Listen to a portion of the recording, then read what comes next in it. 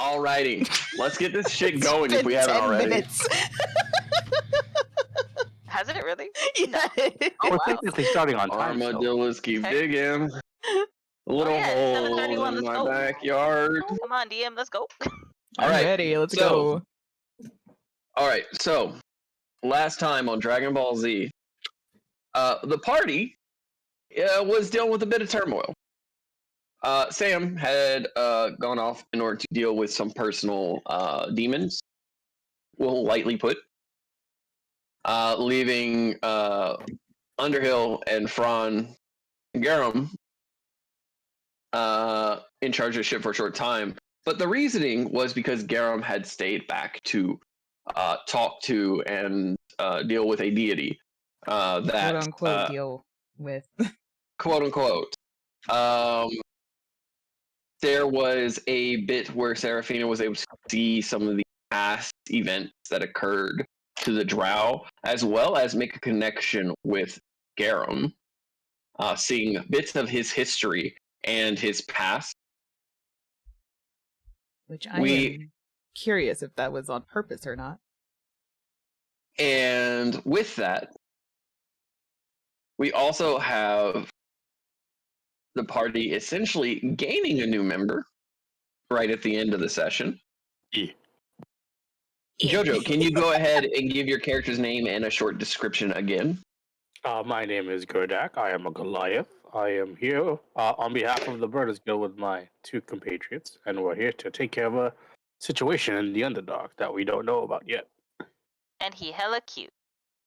And Yes. don't mind the temporary artwork we have for you. Yeah. So Gerdak essentially arrived with two individuals, Sele and Lavender. Lavender is a cleric. Sele is a rogue, it appears. A rogue and or a fighter. And they are essentially tagging along with Gerdak as they have been invited to join the crew, if not just temporarily, for the expenditure of the entirety of their time in the Underdark, in order to deal with the, as Gerdak put it, monsters of the Underdark. We're going to go ahead and pick up with Sam. You are... It's a mermaid. Yes, you're a merfolk. You're a mermaid at this time. The trident around your neck lightly glows a luminescent greenish blue. There are bits of bubbles that come off of it as the black lines on your neck that were ever so lightly there when you put the trident on something that... DM? Yes. You did not describe the moment of Sam leaving to this point. There's no context. Yes. At the end of the last session, Sam went into the water to visit her Aunt Blue in order to gain some perspective on their personal issues. They had actually gone so far as to tell the crew that they would not be returning for a few days and left Underhill with a message for the first mate, Phraan, to go ahead and take the helm of the ship. Gotcha. You're sitting across from Blue. Currently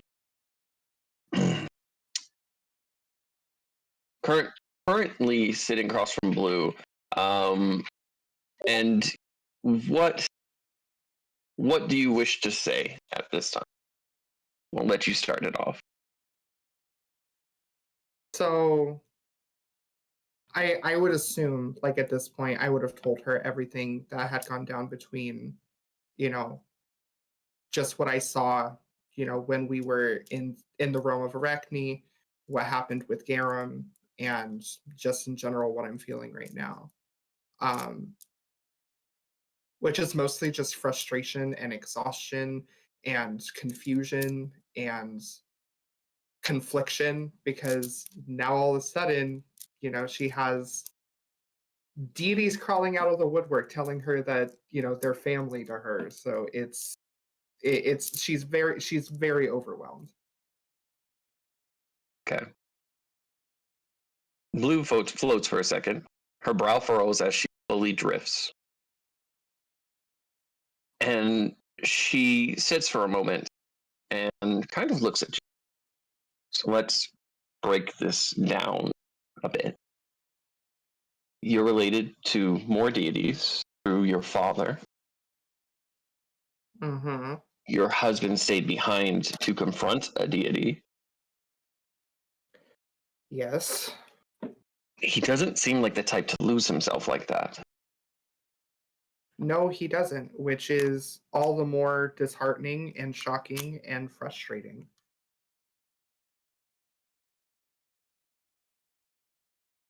He was And right. hypocritical, honestly. Yes, from what you've told me about his interactions with Seraphina, was there something that triggered it? Because you said he was ready to carry you out and then he turned around. I don't know. I don't know. Everything. I mean, of course, he was shocked and worried and scared. I was too. And, I understand why. I understand why he felt the need to do it, but after all we've been through, after all we've seen, after all we've faced, for him to knowing that I was fine and that the situation was fine and that we could just openly leave and then just decide to take it upon himself to get even with a deity. You sure he's trying to get even? What else would you call it? I don't know. Again, he was willing to carry you out, and then something. You said he just handed you off and turned back around, saying that he needs I don't know if it's internal conflict. I don't know if it's machismo. I don't know. machismo. I don't know. I'm sorry. It's above ground slang. Trying to assert more dominance in a manly fashion. Dick measuring contest. Yeah. Yeah. Does it seem like he's the You type know to do that, that? but you didn't know the other thing? We have dicks down here. Yeah. We'll discuss that later. They're Anyway, Heidi's. shut up. Anyway,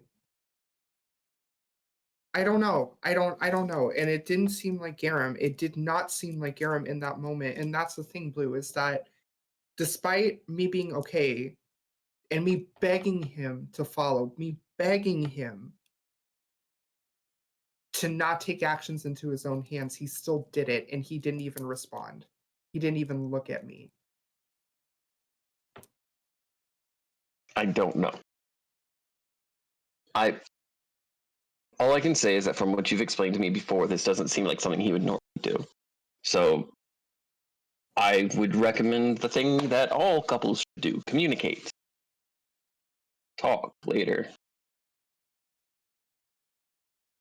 Other than that, I don't really. When it comes to deities, I'll be honest. Can I see the vial? Yeah, and then she'll reach into her. Does she still have her bag on her? She does.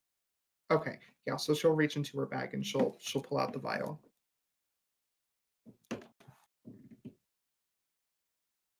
She And called. again, he's not the only reason why I'm here. Like, No, I know, but I'm just tackling them one at a time.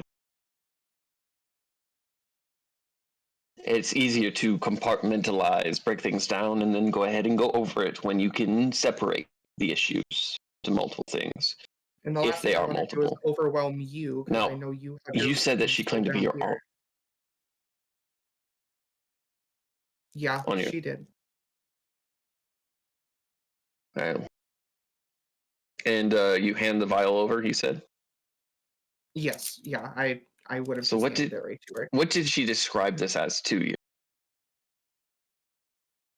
Essentially, what she said with this potion, it would strip away essentially all blood ties that I would have. It would change physical features. It would change. It would change everything about me. I would still have ties to him, but not by blood. See. And she goes ahead and looks over again this vial that's about probably 6 ounces. It's made from the same stone that you saw the blood of the god wine was made out of. And it is, in this case, a crying demonic visage. Can I go ahead and try some? Yeah, yeah. Do what you think you need to do. And she then begins to search the area around her. She pulls out a set of scrolls from a shelf unit made of coral embedded into the wall. The bright pinks and blues of the coral allowing for her to go ahead and almost view it as if that's the separation of items. She pulls out one scroll and looks over it and nods, and then proceeds to go over to another shelf across the room, grabbing 2 large emerald and red gems. She lays out this scroll across the table and sets the vial in the center. You see that it has a combination of lines and symbols and text all across the scroll, 2 circles connecting to a center star in the middle. And she sets the 2 stones large, probably about 5 or 6 inches across, on them, and begins to place her hands on top of these items, hovering ever so lightly above them. Let's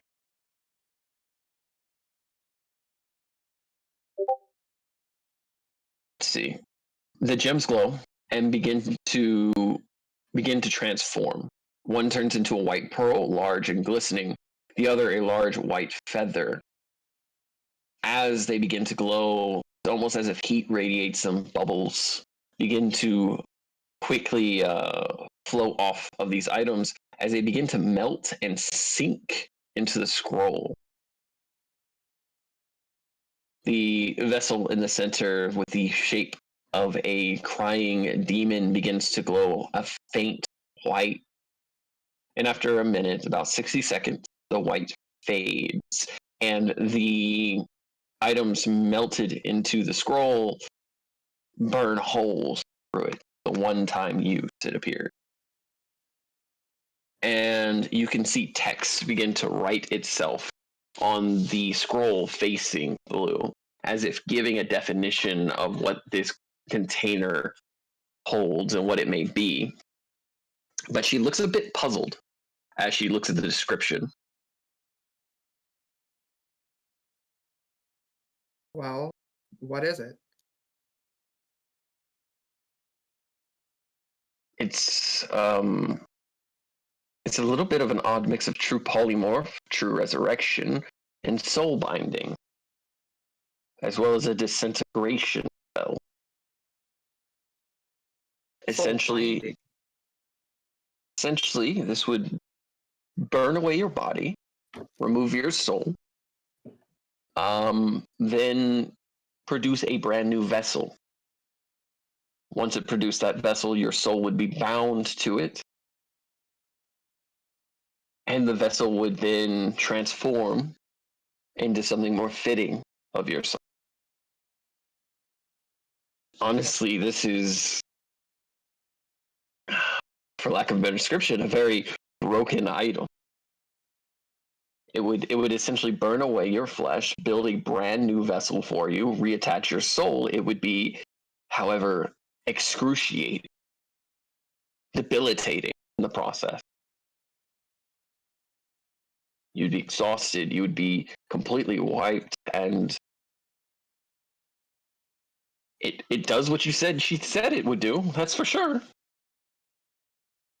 Do you think it would be worth it for me not to have trace of him in me anymore?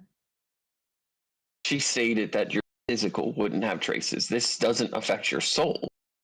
And believe it or not, when it comes to angelic and demonic entities, that's the main connection, from my experience and knowledge in my research. And she proceeds to wave her hand over to a shelf full of other scrolls. I've studied deities and other groups for a very long time, and the soul is the thing that gets sent back to a plane when one is banished or removed. Even if your physical features wouldn't be there, you would still have a connection with them.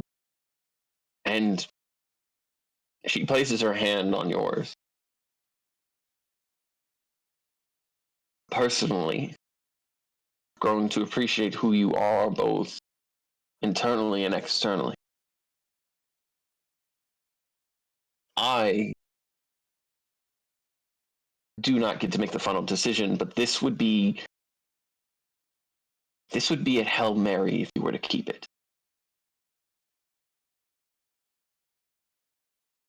This would be something that would allow you to save someone on the brink of death, or remove a disfigurement such as half your body missing so long as they drew breath. If you didn't use this on yourself, you could save this for a very opportune time.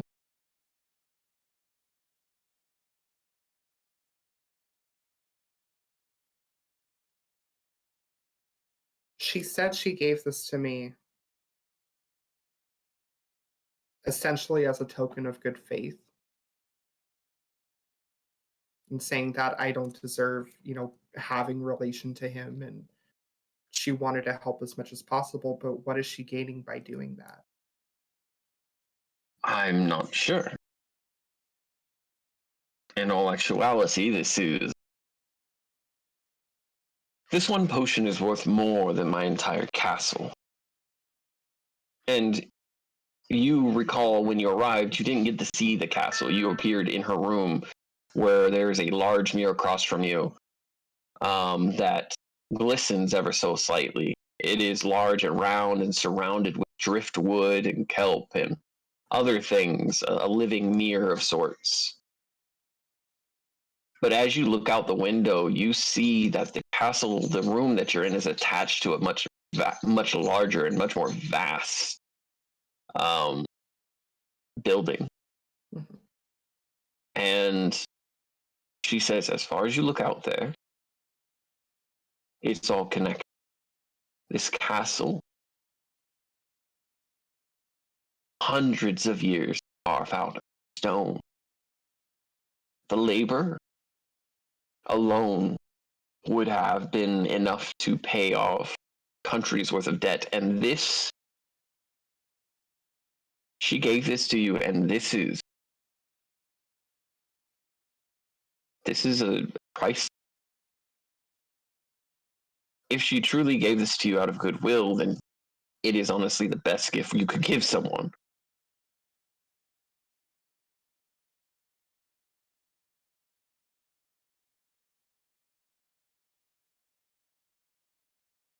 I mean, my biggest fear is that deities say these things all the time, right? They're on our doorstep almost every day now.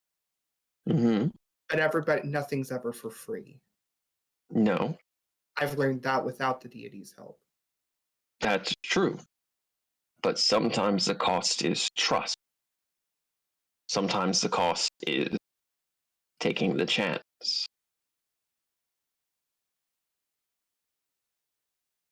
But again, I'm just telling you what I see here. I see no ill will other than the pain you would feel from, well, having your body disintegrate, having your soul reattached to a vessel. That would be beyond any form of torture or pain anyone had endured, unless you had essentially had your own soul been attacked. I mean, I can't lie to you. The thought of being able to start out in a brand new body, is kind of endearing. I'm sure it is. Especially now. I mean, look at me. For the longest time, especially now that all this new crap has happened, and finding out essentially a new part of myself every day, and learning that every single aspect of my life up to that point had been fabricated or out now just been a lie. I really haven't felt like this body was my own and that I don't really even know it. Your body is yours, to do with or to not do with as you wish. You carry scars that I couldn't even imagine. From your hand to your leg to the burns and the itches and scratches and the bruises that you've gotten throughout your entire life.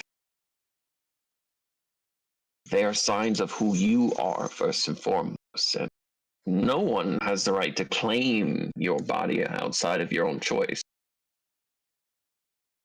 I know, again, it is not my place to make a decision for you. But again, I've grown endeared to you as Sam. Your horn, smile, your eyes, your skin. Everything about you will always and forever be my niece. No matter what form you choose to take. No matter what smile comes across your face, what color your skin is, whether or not you have horns or big fluffy ears. You are my niece. And if you're not comfortable in your own body, that is for you to decide. But I will say that again, that this is something to keep on you. I would say give it time, think about it. Don't make a rash decision, because again, once you change your body, I don't know if another potion like this exists for you to change back if you deem it so or anything like that.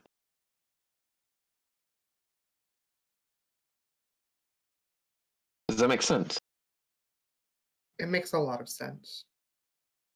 And honestly, being down here with you and seeing this place, this is the first time I've been able to relax and breathe in quite some time.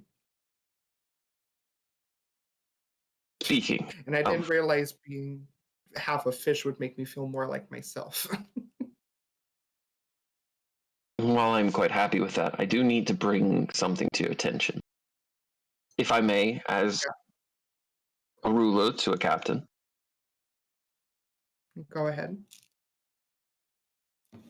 At no point am I able to step away. I can't. If I, as a queen, disappear, this whole place falls apart. I mean, you saw what happened when we were last together on the land. A coup tried to step up the first time I step out of this place. And I'm still dealing with the side effects and consequences.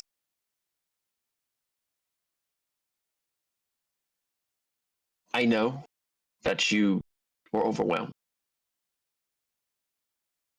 But you cannot hand off your command to someone else. I'd be more than happy to come visit you or set up a mirror for you. In fact, and she goes over to the mirror, the large mirror there, and off the side there's a small table.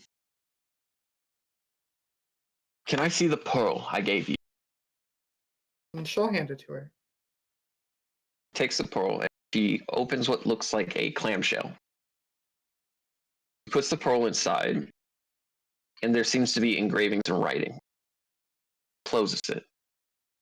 And again, you see these bubbles as if flame inside and light begin to flash. Gurgling noise as she then opens it, and you see that this is more similar to a compact. There's a symbol in the bottom of this clam, and the top is a smooth glass surface. If you need to speak with me, she hands it over to you. Use this. If I'm in my room or nearby, I will be notified, and I can try to get with you. I can't promise I always can. And as one person who is in command to another, it's important to have support, but Captain now. You cut out. Oh, it's important to have support, but you're a captain now. You can't just leave. And believe me, I understand that there's a lot going on, but if you step down and hand someone else the throne, what happens if something terrible happens or you lose the trust of those who follow you? There's always a place for you here, Sam. Just want you to be careful and understand your place as leadership. I understand what you're trying to say, and I respect that. And believe me, I wouldn't outwardly try to sabotage what I've worked so hard to get. I do. I'm sorry. Go ahead. So go ahead. I'm sorry. In my point of view, I tried to leave at a time that would be the most opportune. And granted, I know I might have some explaining to do when I get back because it was abrupt. In my opinion, I can't lead anybody and carry the conflict in me at the same time. And that's why I came here. To get your guidance, to get your wisdom, to get clarity, to be with family. The only family I have now, really. Really? Are the only family you have? The only blood relation family, Blue. I understand needing to step away, but I'm more focused on the fact that you said you put someone else in charge and declared them as such. Okay. You have a chain of one thing that I wanted to say, finger on nose, Mhm. just so that we have the correct narrative. Mhm. So I did want to attest to this though. So what I said in the previous session, I didn't name anybody captain. I changed the chain of commands, and I distinctly stated that all direction would come from Phraan, but I Mhm. never named anybody captain. So he would still be maintaining the same duties, and I want to attest to this because I did reverse the footage and actually see, and that's what was said. Okay. So I just want to make sure that there's a correct narrative. Okay. What were you gonna say, Beck? I was gonna say that that's not what I remember. I would have to review the stuff because I distinctly remember them telling Underhill that they're gonna be acting captain is what they had stated. They would be in charge and then until they came back, essentially. We're getting echoes. Yeah. Okay. So what we will do is we will go forth with the idea that, because the idea of acting captain, okay, finger on nose as DM. The idea of acting captain is up for interpretation depending on who hears it. Correct. But it does not mean that essentially the captainhood has been removed. It's saying that you are in charge until I get back. That is what acting captain means by definition. So what we'll do is we will go with the interpretation each player as a character has going Correct. forward. And that's fine. That's fine. I just Okay. wanted to make sure that, just player to player and everything, that Mhm. narrative, was correct. And I don't want to step on any toes or anything. I just want to hold, No, you're of good. course, myself accountable for anything that's said. Because I know No. me and Rose talked about this yesterday. Because I was just like, yeah, I remember you saying acting captain, but Yeah, I think I also Yeah. I also went back and looked. And again, it's the idea of the interpretation of that phrase. So what we'll do is we will in that conversation here, because we don't want to have out of character conversation about it. We want it to be role played. Because anything we discuss here could take the edge off of the emotional distress. I You know. know, I everyone's just under. want to make sure that the narrative, like I said, I just want to make sure, one, that I hold myself accountable to anything that Yeah. was said, but also that just the narrative in general is correct.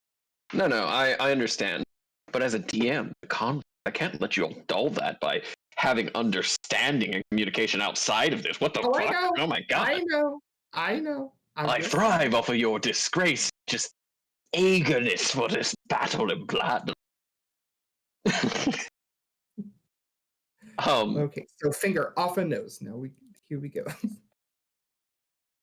My headcanon is that y'all boop your own nose and the whole world freezes. Yeah. It's like boop, boop, freeze, boop, boop, unfreeze. It's like clap on, clap off. So she sits there with you and she holds her hand. I understand, but I want you to make sure that you have others understand, and that this conversation is something we're having in less than a few hours. You know. Of course, we had dinner, so that adds a bit more time to it. I'm not going to have you come here and not eat, but we both have things we have to look out for. I know. And the interpretation of us as leaders by those who follow us is more important than our own person. And I know that sounds very lack of mental health. But if people think we leave them, then a throne means nothing. A captain's position means nothing. I know. And that is the heaviest burden you're going to deal with, outside of the fact that your husband may or may not be fighting a deity. I don't think he is. That's just my personal. He doesn't seem like the idiot type to do so, but then again, I beg to differ. men are kind of stupid. I also If something resent was that. perilously wrong, I. Phraan out of nowhere. I resent that. You're not fucking here. Turn off your stone, Sam. Phraan turned himself into a crab, and he's just like scuttling. I wouldn't be a crab. How dare you call Oh me my that? god. Phraan is He just might a be way more bad. charismatic version of Sebastian. Sebastian. Sebastian's pretty goddamn charismatic. It's like, I've got to do all this shit. I've got to deal with all these crabs and problems. I could be on Anyway. vacation. Under the sea. Anyway, reeling it back. Alright. But yeah, I know, and I'm not proud of letting my emotions get the better of me and being so abrupt. I'm not proud of this, and I've done my best to be resilient throughout all the bullshit that we've gone through these past few months, and I really just needed any kind of outside perspective and somebody who I knew could view the situation from a lens other than everybody else in the situation. And Of course. I got that. And because of you, I feel better. And I'm in the right direction. I know my responsibility to my party and my crew. And I refuse to be the reason that they lose faith in our voyage. I understand. But be careful. Be careful of overcompensating. That can cause just as much wavering. Believe me, I know.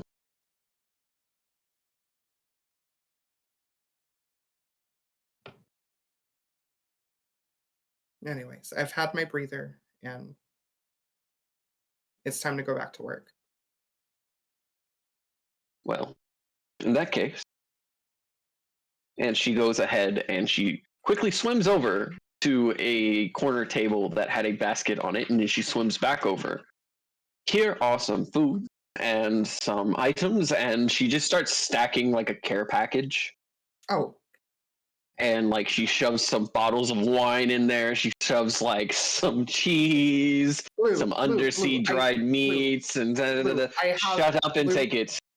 I don't care. I'm your How aunt. do you have a I've been badge? gone. I've been gone for far too long. And so, a care package. You're going to eat. You're going to be, no matter what body you're in, you're going to be thick and well fed. And she proceeds to continue to stack on until you've got about a large basket's worth of food in your arms. Do you have a bag or anything? We have baskets.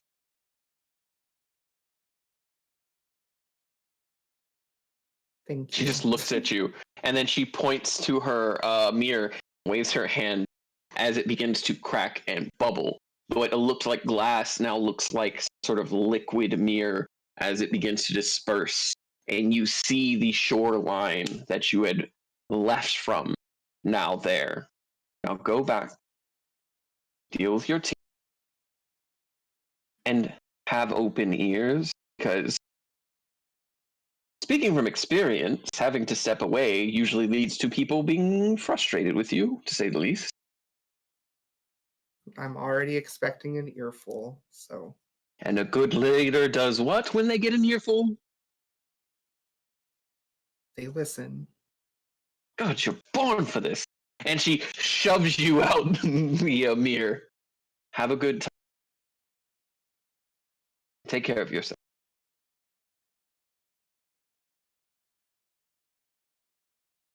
I love you. I love you too. And she'll And go through the mirror. as you go through, and your tail immediately begins to turn into legs. It's almost like you step through a portal and your body physically manifests your land legs. And you are again down the way. A fisherman was sitting, fishing, and looked up and looked at you. And he was holding a fish. His jaw was dropped as you stepped through. And he dropped his fish back into the water.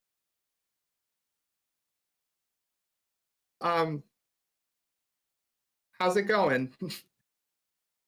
And you hear some sort of underdark commentary, which you can assume is something along the lines of, "What the bloody fuck?"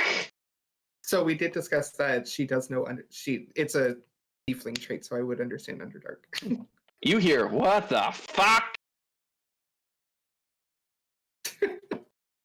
I get that a lot. And then He drops his fishing rod and runs off into the dark. As this red-skinned horned woman comes out of the fucking portal. that's a fantasy to most. With that, we're going to go ahead and cut to the ship. Mhm. Phraan, you had received a call from Sam not too long ago. I want you and Sam. Finger on nose, so Actually, Fran would I have actually called Sam. Yeah. Yes. So you called Sam a little while ago, and we'll say that it was in between the conversation with Blue and them arriving. Would y'all two like to act that out in some form? Yes, but you'd have to mute your mic so I don't echo. Yeah. Fine.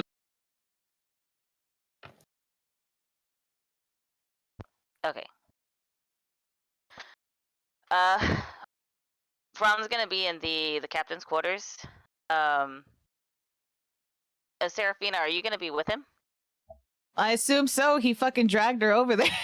Yeah, he did pick her up and like walk her in, and then Underhill stopped him and was like, "Hey, yo, you acting captain right now," and he's like, oh, "Fuck me, okay, fine," and put Seraphina down. Later. So what? Nothing. Anyway.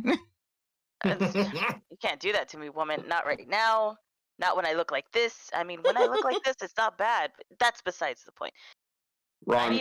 Phraan has a raging boner. That's all I'm gonna say. I'm out. No, he does not. No. So Phraan is going to go to the captain's quarters with Seraphina to have a conversation before he contacts Sam. I do not care for the governess right now, if I'm being 100% honest. You think? I will be as respectful as I possibly can, just for her sake. I'm going Not her with you. mother's. I don't think that would look right if you I'm came with me. going with you. I understand that you want to go with me, but I what would don't you do? trust her, Phraan. But you trust me. Yes. How about this? If anyone asks, you are my personal bodyguard. How about that? That works. There. That way you get in, they have no reason to deny you entry, and if you need to, you can stand outside the room while we have our conversation. That's Because I'm fine. sure that's what she wants to do. If I hear anything go wrong, I'm coming in there. Right. 1 second. And he's gonna go over to the door. Underhill. You muted. I know, I just unmuted. And as you call out to Underhill, there is an answer. There is a answer at the door, but it's not Underhill. Oh no. Oh, Oh great. no. Fran's gonna open the door. What you need, Captain? Who am I looking at right now? Doc, standing there. Sorry, Underhill is currently what was the phrasing? Cleaning up a mess. Damn, I Right. needed to talk to him as well, but Okay. Doc, was Sam acting strange before she just up and fucking left us? From what Underhill told me, and from what I saw, emotionally distressed, PTSD, separation anxiety, a lot of things. A lot of things. Why do you ask? I ask because our captain is not on the ship and left me as acting captain. That is Yeah. not okay. I'm gonna have words with her. That. I mean, you could. Or what, Alright, Doc? I'm done with you. I mean, no, I mean, communication is very important. I'm just more of the mindset of, I don't think she'll be gone too long. She didn't state how long she'd be gone. The most she said is she might be gone for a couple of days. We don't even know. That doesn't That's all I sound right. need. So, you can go. Cool. Can I ask you a question? What, Doc? Are you okay? Doc, do I look okay? No, but I'd rather ask than presume. Maybe don't ask stupid questions. You can get out now. Cool. I'll send Underhill up when I see him. Thanks for being a dick. And he shuts the door. I don't like him. I don't think I've ever liked him. I like you a lot, friend. Can you fucking leave, please? I shut the door, and he proceeds. You can hear him laughing as he walks off. Phraan, I never thought I'd say this, but you were being kind of a dick. You know what? Yeah, I was. And for good reason. Morphe, mute yourself, please. I am being a dick. I have every right to be a dick. Are you okay? I was just told that a governess lied to me and wanted to slit my throat. And not only that, she wants to plan her own fucking assassination, lied to me to do it, and decided that it would be a good idea to do it anyway, knowing that I have a shit name that people will kill me for. This seems like a setup for me to die and bury myself in an early grave, honestly.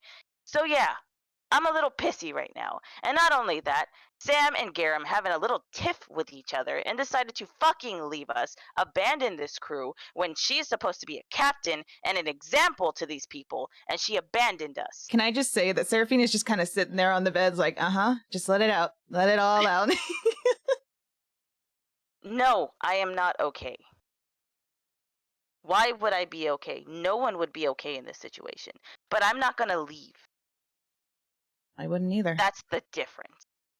That's what makes me so angry right now.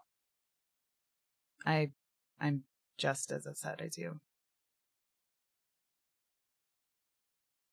And I don't care how long she's gone. She basically abandoned us. I agree. And if she thinks coming back and saying everything is fine now, or trying to explain herself is going to work, it's not.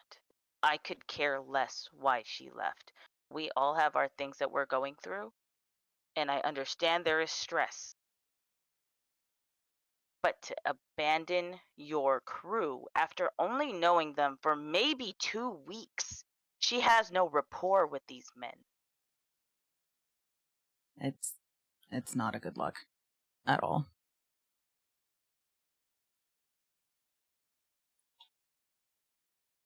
I think what upsets me more is the fact that Yolanda and I helped her get her dream ship back. And she left so easily. Whether it was an internal struggle or not. I'm pissed off at her because she's being childish. I hate to say, but this isn't the first time I've heard of her wanting to leave. I remember. She seems to have that happen to her a lot. Questioning her loyalty to us, which is fine. I understand. There is a lot at stake here. There's a lot going on. Gods and all that who are just meddling in our shit constantly left and right. I get it. I understand.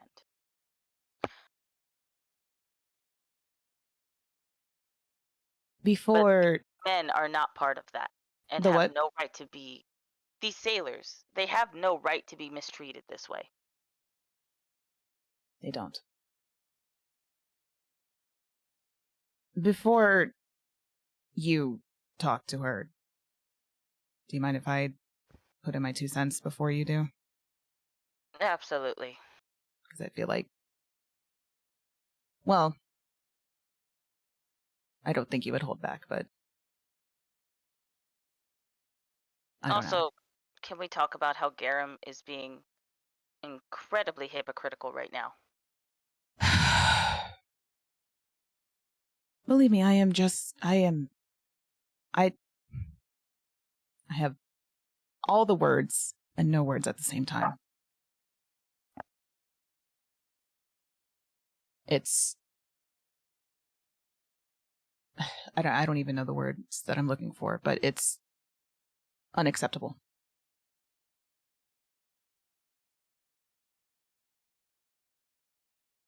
Well, I would like to go find him at some point before we head out to the bitch's castle. unfortunately, that is not an option. We're gonna have to leave as soon as I talk to Underhill. She has a time constraint,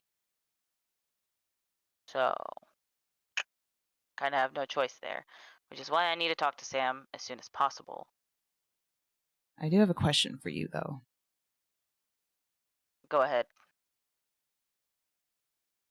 Do you know anything about paladins that break their oath? Oathbreakers? Mm-hmm. Yeah, I've had to deal with a few of them in the past, but hang on. And he's gonna pull out his book of stories, and he's gonna flip through it and stop on a page. Yeah. Um, wait. Oathbreakers are extremely dangerous, Seraphina. Depending on who you're dealing with, why are you asking about this? I don't think it's my place to say right now. Well, in all intensive purposes, they're not good people. And? So, the thing about Oathbreakers is if they don't have somebody to follow their oath, if they don't have somebody who is guiding them or somebody who they have essentially given their heart and soul to, guiding them and giving them their powers, they're... Do you know what a lost soul is, essentially? To an extent. Oathbreakers are the hollow shell of lost souls. They will be reckless, they will be heartless, they will be short-tempered, and if I'm being honest, they do tend to go towards the side of very evil There's echoes. without... As a DM, finger on nose, I want this to be something that Phraan explains as their understanding. Yeah, that's what I said. Okay, because I wanted that to be known that this is Fran's understanding of the depiction so far on his research. Okay. Yeah, that's why I pulled out my book specifically. Okay. That being said, they do tend to lean heavily towards evil. They are not good people. Very dangerous. The few that I have had to hunt down were not fun. Let's just say that. Ron, I need to go talk to Garem. I understand, but if you want to come with me to the Governess and talk to Garem, you can't do both.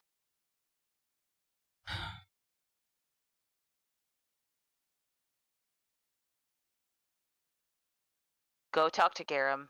I will handle the Governess by myself. He's like a father to you. I am not going to make you choose. That is your family. I'm just Phraan. You're more than that now. I can't just...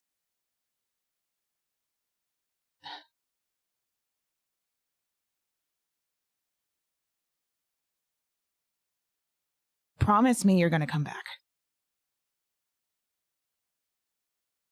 Are you going to be waiting?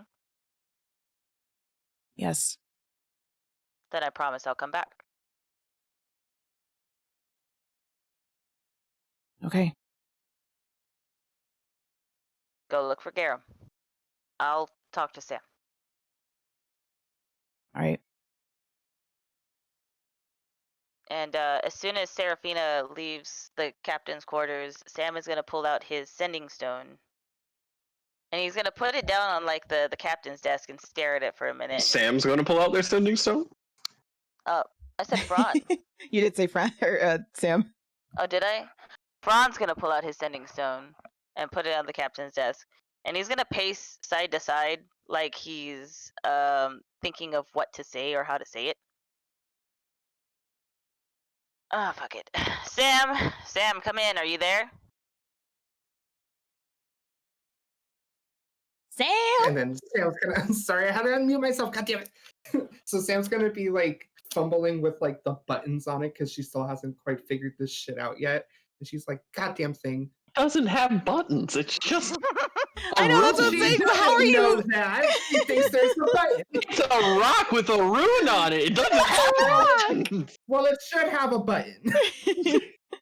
All right, Grandma. And then she's gonna look at it. She's like, Phraan, god damn it, is that you? I can barely hear anything. Yeah, it's me. Sam, how long are you going to be gone? Underhill informed me you were going to be gone for like a day or two. I wasn't sure at first, but I am on my way right now. I should be there before night break. I'm on my way right now. Good. It's a good thing you're coming back tonight. What? You know what? I don't even care why you left. When you get back to the ship, we're having a meeting.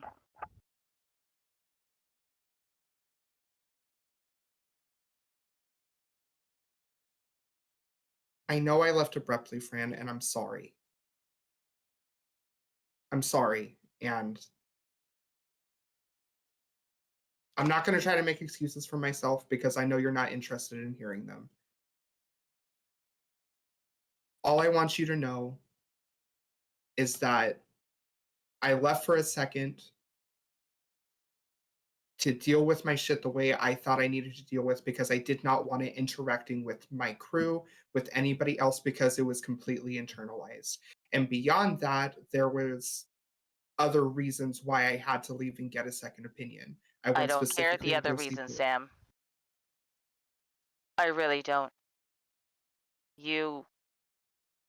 Look, I'm sure you don't want to hear this from me, especially me of all people. Nobody ever wants to hear it from me. But it was really stupid and really foolish of you to just leave like that. I get it, tensions are high. But you have to understand, from our perspective, we just saw you have an argument, a disagreement, a tiff with your husband, and then suddenly our captain is fucking gone and leaves somebody else in charge? That is a surefire way to lose the trust in your crew. Do you have any idea how incredible it is for you, as not only a woman as a captain, to own a ship this size, but to have a crew loyally follow you? The older crew is not going to take this lightly. Sure, most of them are off the ship right now, but word gets around so quickly. They found out that I spent the night in Seraphina's cabin for one night because I was exhausted, and they're spreading rumors throughout the ship that I fucked her. That took literally one person, and the whole ship is buzzing about it, and they won't get off her back about it. Imagine what happens when one person hears that our captain left because they just had an argument with Garem. And I don't even care, and I will repeat, I don't care if that was even the reason why you left. That is what we see. That is what they will see. That is what they will hear. Think about what they're going to think. Every single time you have an argument with Garem, they're going to think their captain's going to fucking leave them. So tell me how I'm supposed to act right now. Tell me how they're supposed to act. Tell me how this crew is supposed to function when they can't even trust their captain. I'm not going to tell you how you should feel, Fran. And I'm not going to try to explain my way out of this. I understand all of this. My whole life has been built around my reputation as a sailor and as a leader. That's why I left when I knew the men would still be in town and taking land. If the men put their faith in me, I don't want to jeopardize that faith, but because I couldn't handle my internal conflict. I can't lead them if I can't lead myself. And I take responsibility for any actions that need to be, or any explanations that need to be made to anybody aboard. I take full responsibility. Sam, if you need a break, then go take a break. You don't have to leave. You don't have to give up. I'm not giving up, Fran. That's the whole reason why I had to leave. That's why I left for just a second. And for just a second, it only takes 1 second, Sam. It will always just take 1 second, and I don't think you fucking get that through your head. You are so busy thinking about me, but you can't do that. You are a captain.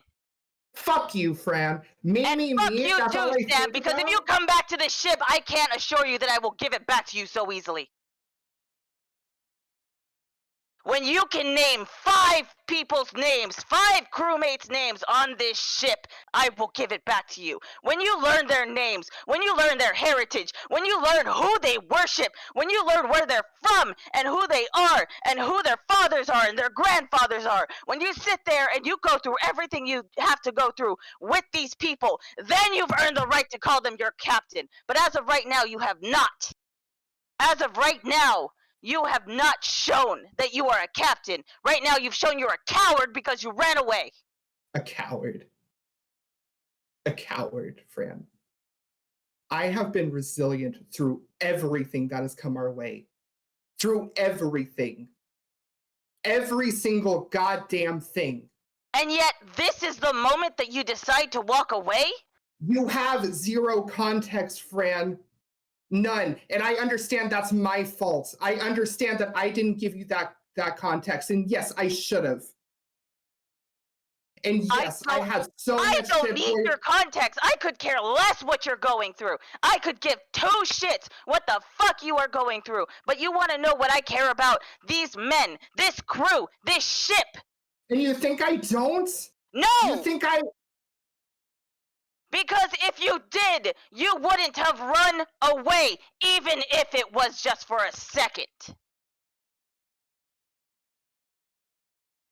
Think about that before you step on this ship again. Because the moment you do, I swear, Sam, you had better at least know 2 or 3 names. I expect you to know the 2 names of the men who gave their lives protecting your ship. Tell me their names, Sam. Tell me their names. Tell me who their grandfather is, who lives and breathes a sailor's life. Tell me who they worship. Right now. Tell me where I was supposed to send their remains. Tell me, Sam. As a captain, tell me the name of the men who died for you.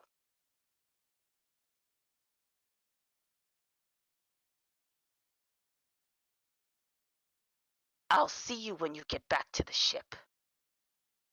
And Phraan is going to end the call. Do you have any commentary, Sam, before you Sorry, I'm having to de-escalate for a second. I was like, holy shit! I had to get into that space. I had to get into that space, dude. I'm sorry. I'm so sorry. No, you're good. I'm so sorry. You're good. You're good. All right. You're good. With Holy that, shit! okay, so as a DM, I'm gonna call a short break to de-escalate because emotional investment. But first, before we go, Beck, Yeah, what's up? Rose, Mhm. I want you in chat to send virtual hugs. Don't tell me to hug that Hug bitch. it out. Hug it out. I love you too. Fuck. Damn. Rose, you know I love you. Shut the fuck up. I know. Yeah, I- just no, so chat knows, we get very into this. So, Morphe, can you mute yourself real quick so I don't echo? I have something to say real quick. Yes. Okay, so just for chat to understand, and for everyone else who's listening right now, I had already told Rose prior, and Seraphina is a witness. I had already told Rose prior that whatever I say in RP, do not take seriously. I will purposely get heated because I get very intense in RP. So does Seraphina. Yeah. So I had already pre-warned Sam about how intense it was gonna get, and they are fully aware that this is just an RP fight. Everyone needs to understand that. It's not spicy. real. It's gonna get spicy. This is better than wrestling. Oh my god. It feels more real. I get passionate, okay? Same. I feel you. No, I'm mad in the game for real. So now we're gonna go ahead and jump over to Gragnar, Lavender, Sele, and Gerdak. All wandering the storefronts. As Lavender speaks Undercommon, Gragnar also speaks Undercommon, Gardak, do you speak Undercommon? No. Oh, this is gonna be amazing. Staley!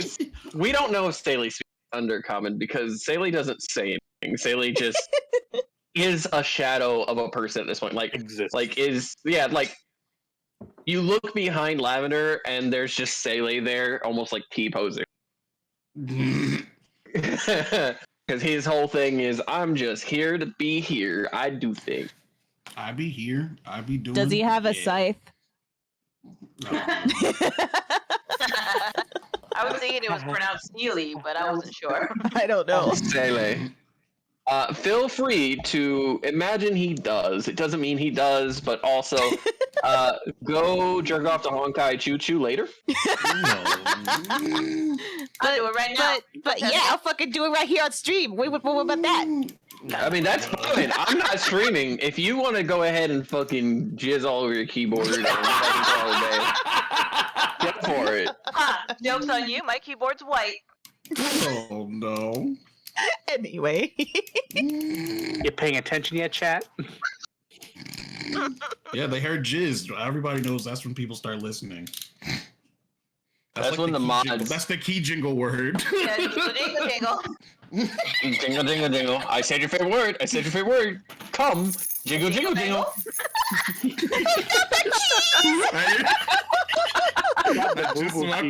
I just so happen to have keys about this.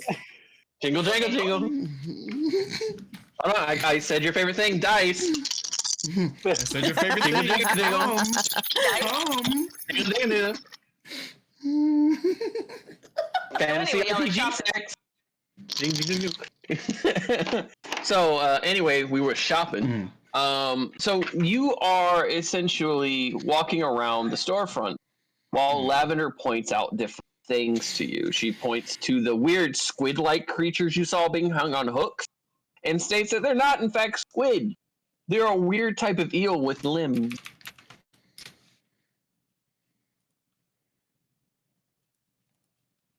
Interesting.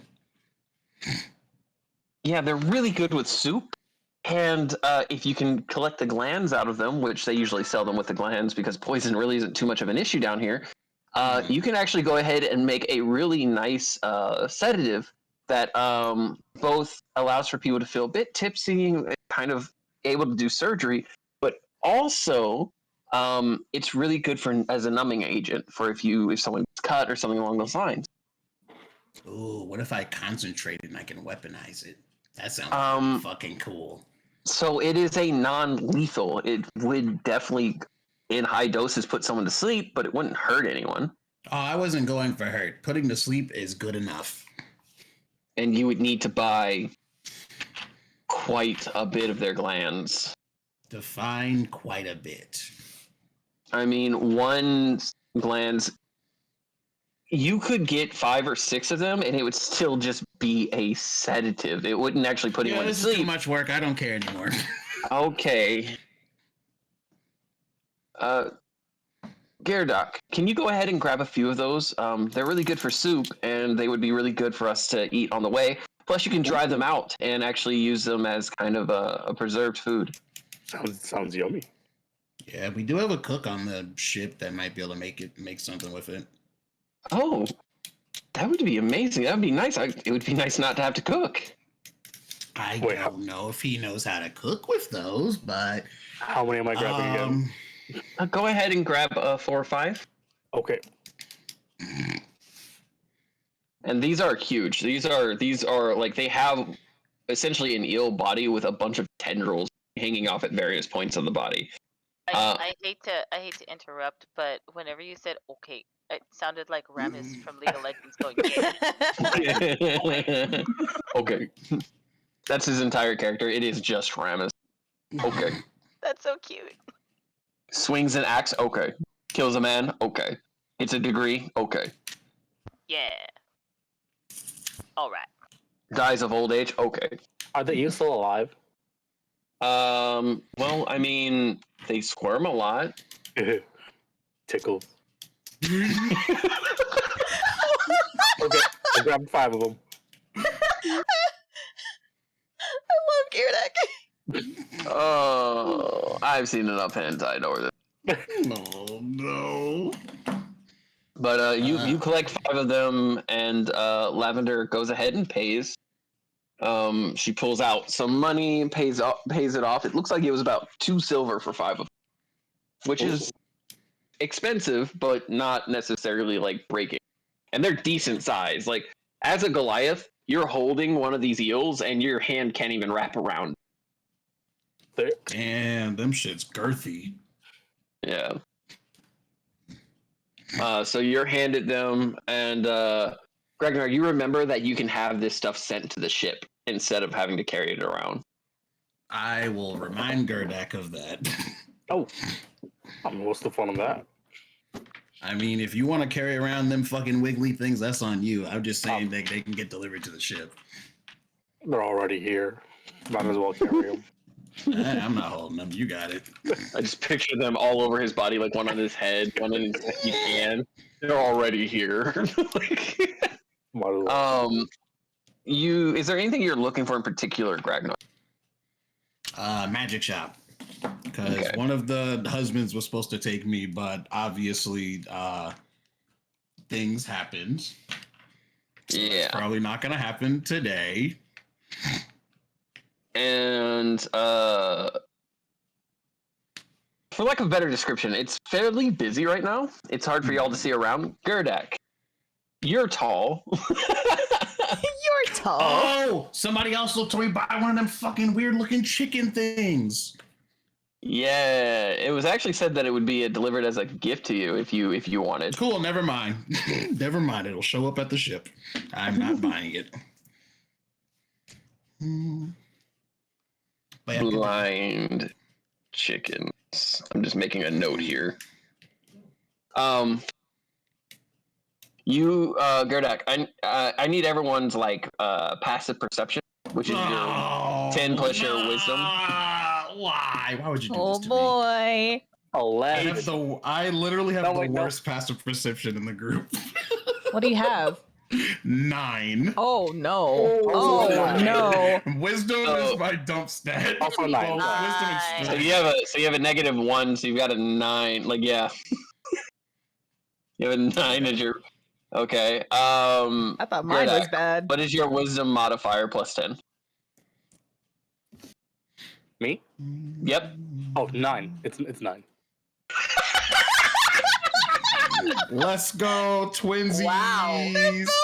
Twinsies. Thank God y'all have a fucking rogue with you. Oh my god. We can't see. Ooh, oh my god. You're so busy, you're so busy talking about what to do with the eels that you begin to walk, and you almost walk past the shop as Sele grabs Gragnar by his coat or by his pants leg and points in the other direction. Oh well, fuck. And he looks at you, and he points to you, points to himself, and he signs, "Follow me." Cool. I'll follow him. Lavender proceeds to giggle a little bit. This is the most conversive he's been. I know. It's like development. He must really like it here. It's dark. It's moist. Seems a place Sele would like. And you just see Sele turn around for a split second, and glare. Like Me and Lavender would give him a thumbs up. He leads you to what looks like a stone wall that has a door in it with 2 windows on the other side. As you look through the windows, you do see that there appear to be like stone shelves carved out of the wall. It's nothing fancy by any means, but it also has the blue stones in the wall that kind of glow a little bit, like you guys saw before. And it lights up the room enough. And there's a drow woman who is behind a desk, kind of looking over some documentation, with a long pipe in her mouth. And then these two fucking mountains walk up in front of her. Because fucking Gardak's like 7 something and Gragnar currently is 6'8". You walk in through the door, and as you do, she looks up. Oh, hello. Hi. How can I be of service? And then she takes the long puff of her pipe. Currently I'm gonna look around, see what you got like in shop. I'm just perusing currently, see if there's anything that stands out to me. Just, passing through. Thought I'd pick up a couple things. All right. Anything in particular you're looking for? Do you have like anything that can hold spells?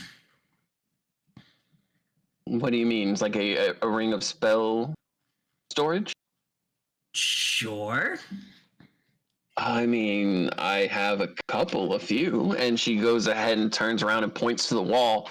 And you can see on the shelf that there's a collection of jewelry and everything from necklaces to bracelets to rings. And she pulls off a rack, a particular set of rings that's like 4 or 5 on a wooden slab. Very ornate, very beautifully made. 2 of them look like they're scrolls that wrap around 2 fingers. These are traditional rings of storage. Do you know how they function? No. Okay. Well, actually, can I roll a con to see if Gragnar even knows? Yeah. Hold on. What is my Arcana? Ooh, I'm proficient in Arcana. Let's go. Ooh, 19. Ooh. Okay. So you know of rings of spell storage only because there was an overseer when you were younger. One who wore one quite well, and he didn't use it very often, mostly because they took it off of someone who came to the Underdark and died. You knew that it could store a certain number of spells, a certain number of within it. For mechanical purposes, when found, it contains 1d6 minus 1 levels of stored spells chosen by the DM. Any creature can cast a spell of 1st through 5th level into the ring by touching the ring as the spell it casts. The spell has no effect other than to be stored in the ring. If the ring can't hold the spell is expended without effect. The level of the slot used to cast the spell determines how much space. So basically, a ring of spell storage, if you have 5 slots and you put a spell in there of 2nd level, that means there's 3 slots left. And you can put in replicas of the same spell over and over. You can't put in different spells. And it does require attunement. Sounds good to me. Now, I have these 2 here, which are 5th level. But I have some that are 2nd and 3rd level. Basically, you're able to go ahead and put 3 slots. And these are the most expensive ones, the 5 slots. But if you're looking for something with a little more turns around and she pulls down a staff. This is a staff of spell storage. Up to 6th level. How much we talking? Well, oh my God. And she proceeds to smile. Oh, that a man? I think I might be a man. Man. That's the man. He's at the You always door know it's a being loud. man whenever he goes. It's a man train. It's a man train. I've been waiting for 5 seconds. I want to leave. I've been trapped in this hellhole for more than 60 years.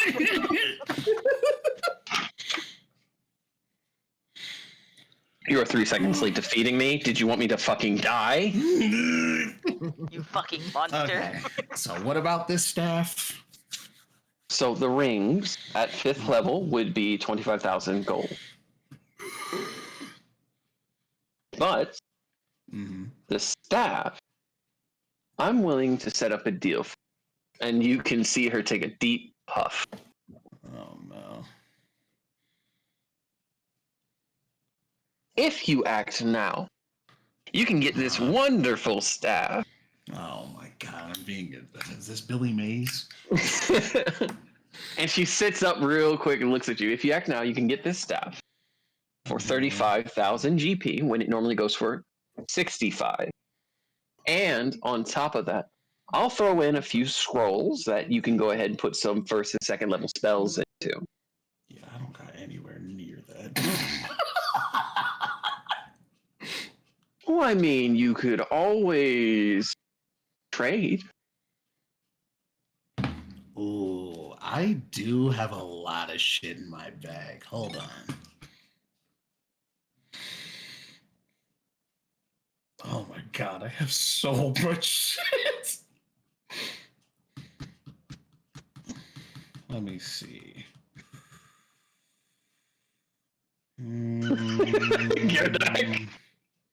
You can say that. You can say that. You don't have to. I just didn't want to interrupt. No, you're Interrupt. It's fine. We do it all the time. Yeah. I got like 10, if that helps. And Lavender looks like her heart has just been stopped. I got a lot. We're not going to talk about how much I have, but I don't have that much. Okay, I'm really bad at math. This is out of character. How does this... Because I don't know how to equate how much money I have because of just how much platinum I'm running around with. Platinum is 200.5 platinum. Well, you're almost there. Okay, so the way that platinum... Okay, give me a second. Because I think I swear everybody does it differently, so I'm not 100% sure. So 1 platinum equals 10 gold. Okay. So you had how much platinum? 200.5. 100.5. Yeah, we found a half a piece after I blew up something. Oh my god. And I was like, gimme! That's so that platinum. Put in my pocket. 1,000 gold? So that would be 2,050 gold. Yeah, I don't have anywhere near enough. I do have some pretty...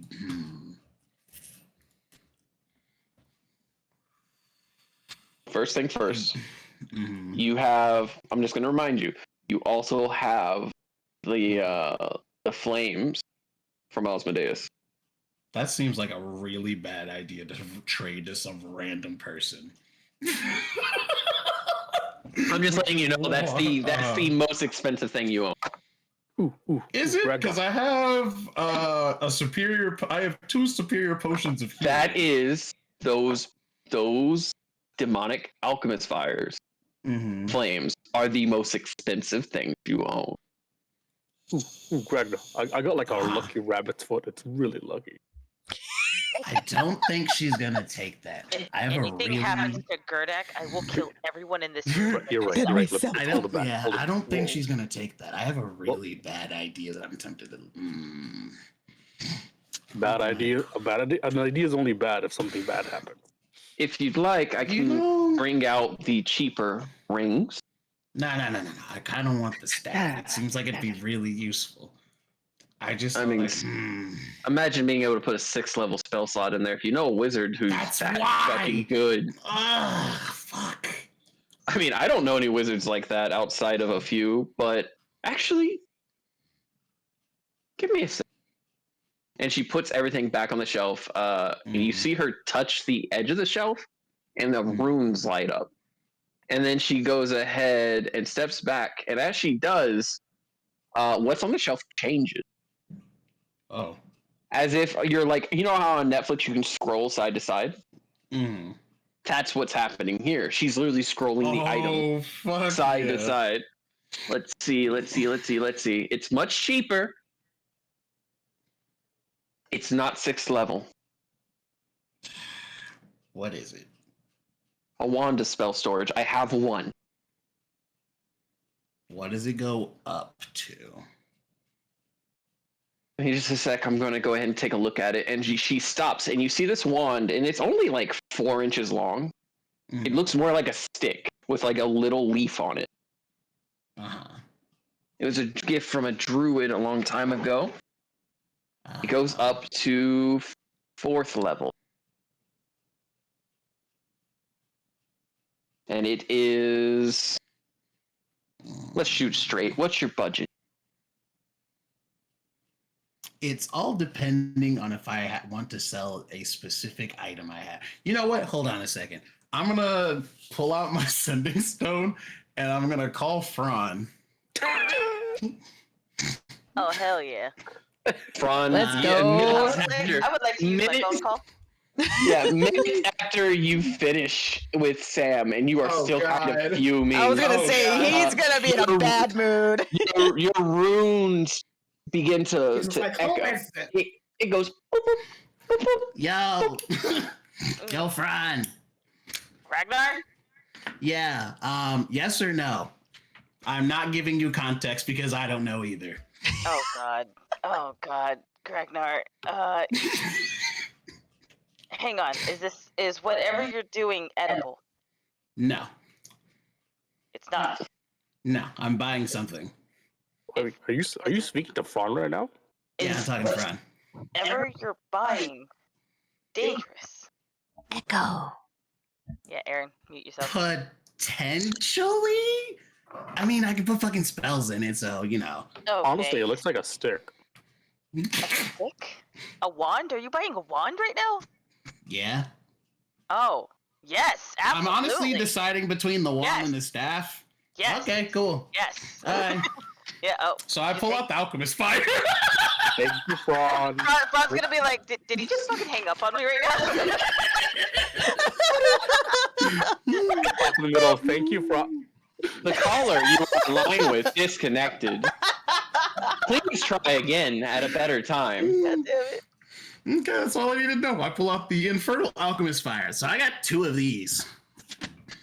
And she looks at those. It's like, it's an odd little flame. Is that alchemist fire?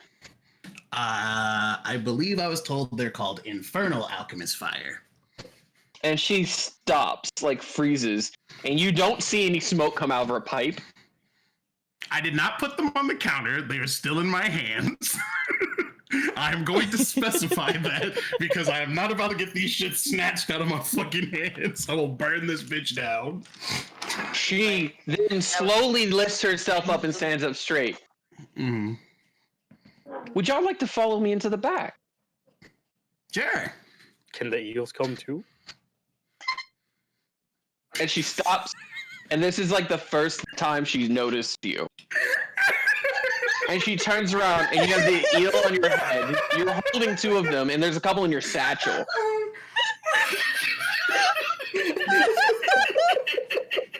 Why? We stopped through the market and he got attached to them. No, we have a delivery system for the market, right? I told him that. He got attached to You them. don't need to carry them on your head. What's fun of that? Plus, they like the satchel. Oh my god. Oh, yeah, you can, but you have to put them all in the satchel. Okay, get in there. I will kill for him. I will take down an entire nation for Garem. So you put all of them in the satchel. You know what? Roll animal handling to see if they'll stay in there. Oh no! He's like, haha, they tickle. -1. I got a 19. Wait, God so you got a nat damn. 20 and then you got Holy 19? Yeah, it was a -1. But it's a nat 20. But there's outside of combat, there's no such thing as a critical with them. But yeah, no, you rolled a dirt. They sit in there, and there's a bubbling noise coming that's very obviously kind of like they like the space, and it's kind of like. Just But they're very happy to be in the satchel, I guess. Oh, this is the levity we need. And so you just see 4 little eel heads sticking out, and they're all making bubbles. As she looks at them, and she looks at you, Gurdak, and she looks at them, and she looks at Gragnar, and then Lavender, and then Sele. And then she jumps for a second when she sees Sele, because Sele just kind of appears out of a shadow, and he holds up a trinket. She's like, is that what you want? And he just nods. Oh, okay, well that's 5 gold. It's just a trinket. Nothing really fancy about it. Put it on my tab, I got it. Sele looks at you with wide eyes, like sparkling, like a little kid who's just been given the Christmas present. And he signs to you, but you don't know sign, right? Let's find out. Do I? Common, draconic, and undercommon. So sign counts if that includes sign language of that. So Phraan, baby. so Phraan knows sign because Phraan would need to as part of their background. Seraphina would not know sign. Sam was an option. So I roll sign somewhere. I roll sign somewhere under thieves can't. Oddly enough, because it's not really thieves can't so much as it's just there's nothing equivalent to it in D&D.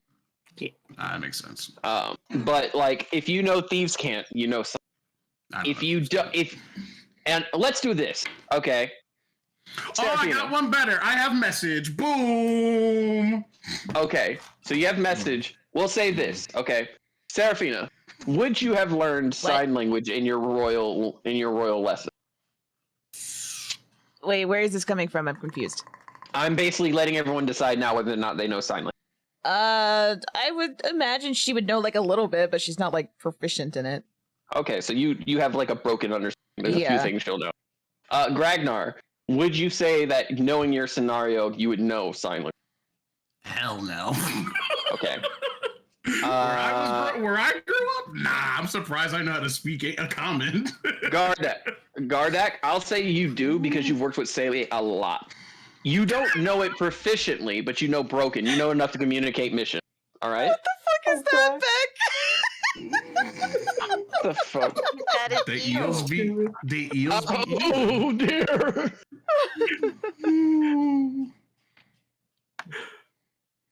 But we'll go from there. And so with that, he signs at you something, but he's like super excited, and you're not sure what he's doing, but it looks like he's happy. I'm gonna use message.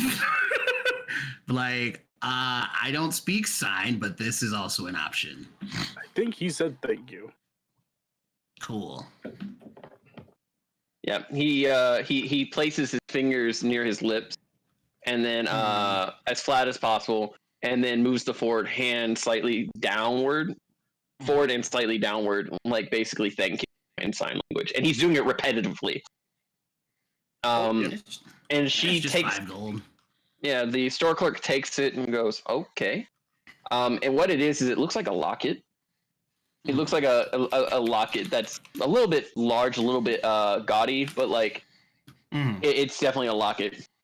And you see that you're all taken to the back, and as you go into the back, you recognize, Gragnar, that this is a mixture of an alchemist shop, a wizard shop. Like this whole back area is meant to both shit!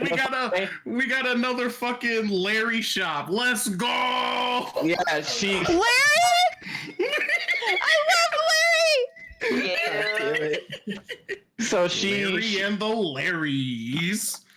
She leads you into the back, and you see a lot of stuff that like you recognize as like identification stuff and like potions, things like that. Like it's a lot back here, and it's also storage space. Like you see dozens of containers of potions of different types, so on and so forth. And then she also goes ahead and takes you to a table, which is a wooden table. in that description I gave of the scroll with the 2 circles connecting to the center with different symbols and runes, that in this universe is the like written out version of the identify spell. Ooh, okay. So she has a table. I can cast that at will once per day. I forgot. Yes, you can. But she's going to ask for one of the infernal alchemifiers. I'm going to get it back, right? Yes, I just need to cast Identify and look into it. And she takes it and she holds it like it's the most precious thing she's ever seen. Okay. And she sets it down in the center. And she goes around looking and she goes, we're gonna need something around. I will eat the cost. And she takes like what looks to be a large pearl the size of your fist. God damn. And she sets it down and then she's looking around. I need a feather, big one. And she has a feather. You have a feather? Yeah, hold on. I'm gonna like reach in my bag and I pull out the whole cockatrice tail I have. Where did you get a cockatrice tail? I've had it for fucking forever. Is that with meat on it, or is it just the? I don't even remember you picking that up. Okay, we're gonna say this. You pull out what looks like a bag wrapped around something, and you begin to unwrap it, and the smell of rotted flesh. Never mind. Oh my god. Never mind. Put it back in the bag. And like for a split second, the feather sticks out, and you just, Gragnar, your nose being as sensitive as it is, goes. Yep, never mind. Oh my god, what was that? It used to be a cockatrice tail. I did not realize it got that bad. You have cockatrice tail in there. Yes. You know those feathers go for about 25 gold apiece. Smelling like that?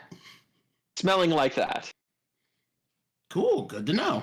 In good condition, they're worth about 30. Yeah, I don't know what condition they're in. I don't want to talk about it. My nose hurts. God, holy shit. Talk about it. That's great. She just looks at you. She's more confused by your group than she has obviously been at any time. Between the eel Goliath, the rotted cockatrice tail, and like the infernal alchemist fire, she's very fucking confused as to who the fuck you people are. She goes shit up. Last one we'll put it down to that. I just pick shit up sometimes, and they end up in my bag. Huh. Okay. And she goes around and she finds a huge feather. It's like a foot long and probably about 4 inches thick. It's a long feather feather. That's in my hat. No, this is a pitch black feather. Ooh. And she proceeds to set it down. Black Griffith feathers should be expensive enough to do this. You can see a bit of twinge in her, like she's not sure if she wants to use these items for this spell.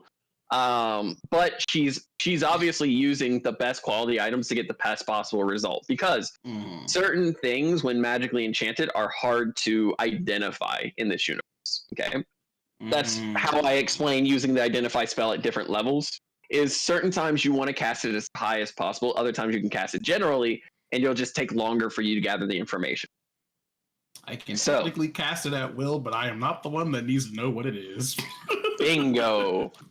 So she goes ahead, she holds her hands over it, and you see the items and the table begin to glow. The runes carved in, along with the circles and the lines, all begin to glow a bright white that slowly turns to a violet color.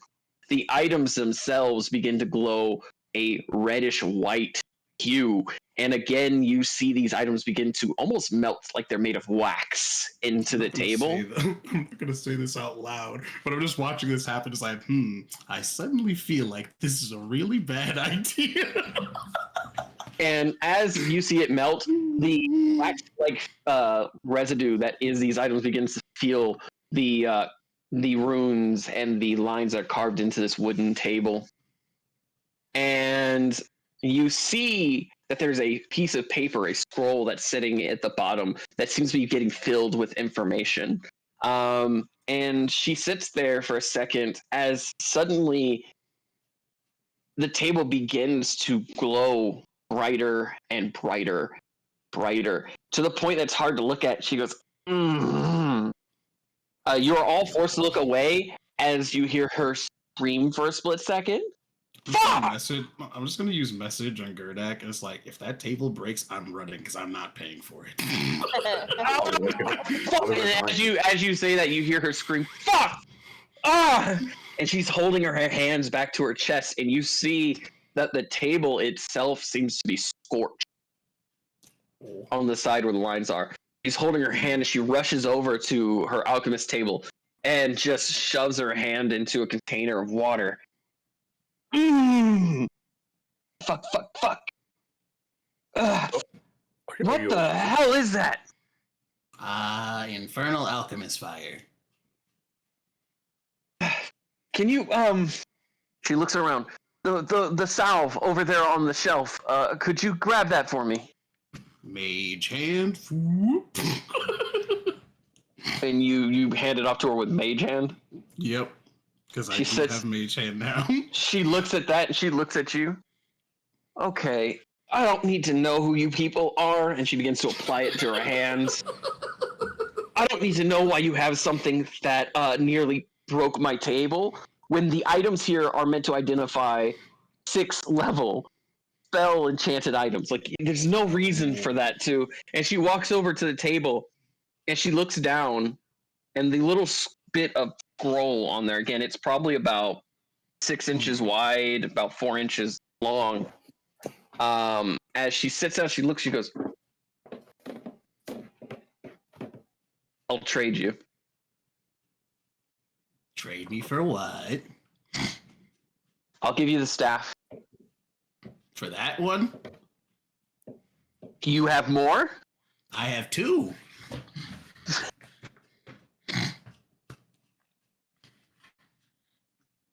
I will trade you the staff for this.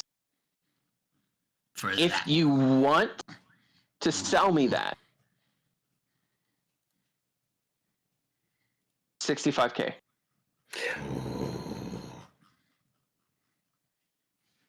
How many zeros is that? Hold on, let me.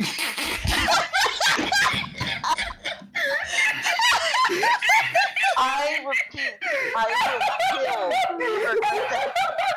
kill. Lavender, that's a lot, right? Oh no! You know, it gets kind of funky when letters are with numbers. Make it 70, you got a deal.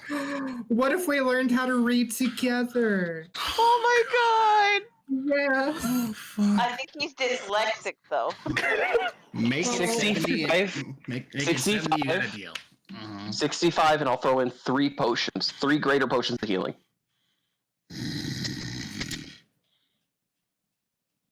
Damn, that's a good fucking. And potions of polymorph? Oh, wait, continue. I'm listening. yes, I have potions of polymorph. Okay, cool. But that's not a part of the deal. Fine by me. I'll buy them extra. Deal. Hand them over. So you said 65K? 65K gold. Jesus fucking Christ, Gragnar. I can carry You're the just bag over if you here having random shit. I have so much money. Yeah, what the fuck, man? You now have 6700. You now have 67,000 gold. Oh my fucking god! I have almost fucking 70K if we factor in the fucking platinum. What the fuck? Yep, I'll hand them over. Here, take this. Okay. And she hands you a card. It is a silver a card with gold lining and what looks like black ink that glistens. And it just says VIP. Says what? It says VIP. You hand that to any of the alchemist or wizard stores or item shops down here. You automatically will be brought to the back room. Oh shit! Hell yeah! Thanks. Exclusive? Exclusive? But don't go flashing it around. Oh, I plan not to. It's going in my bag immediately. I need to ask you a question. I may or may not have an answer, depending on what the question is. I know I've already bought these from you because I don't regret that. Is this an item that could bite me in the ass?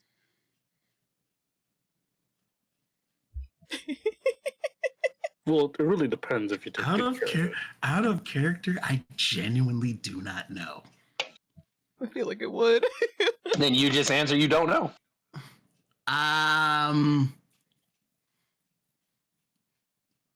don't know. I'm gonna be real with you. I don't know. I have a habit of picking up random shit. These being one of them. You picked up.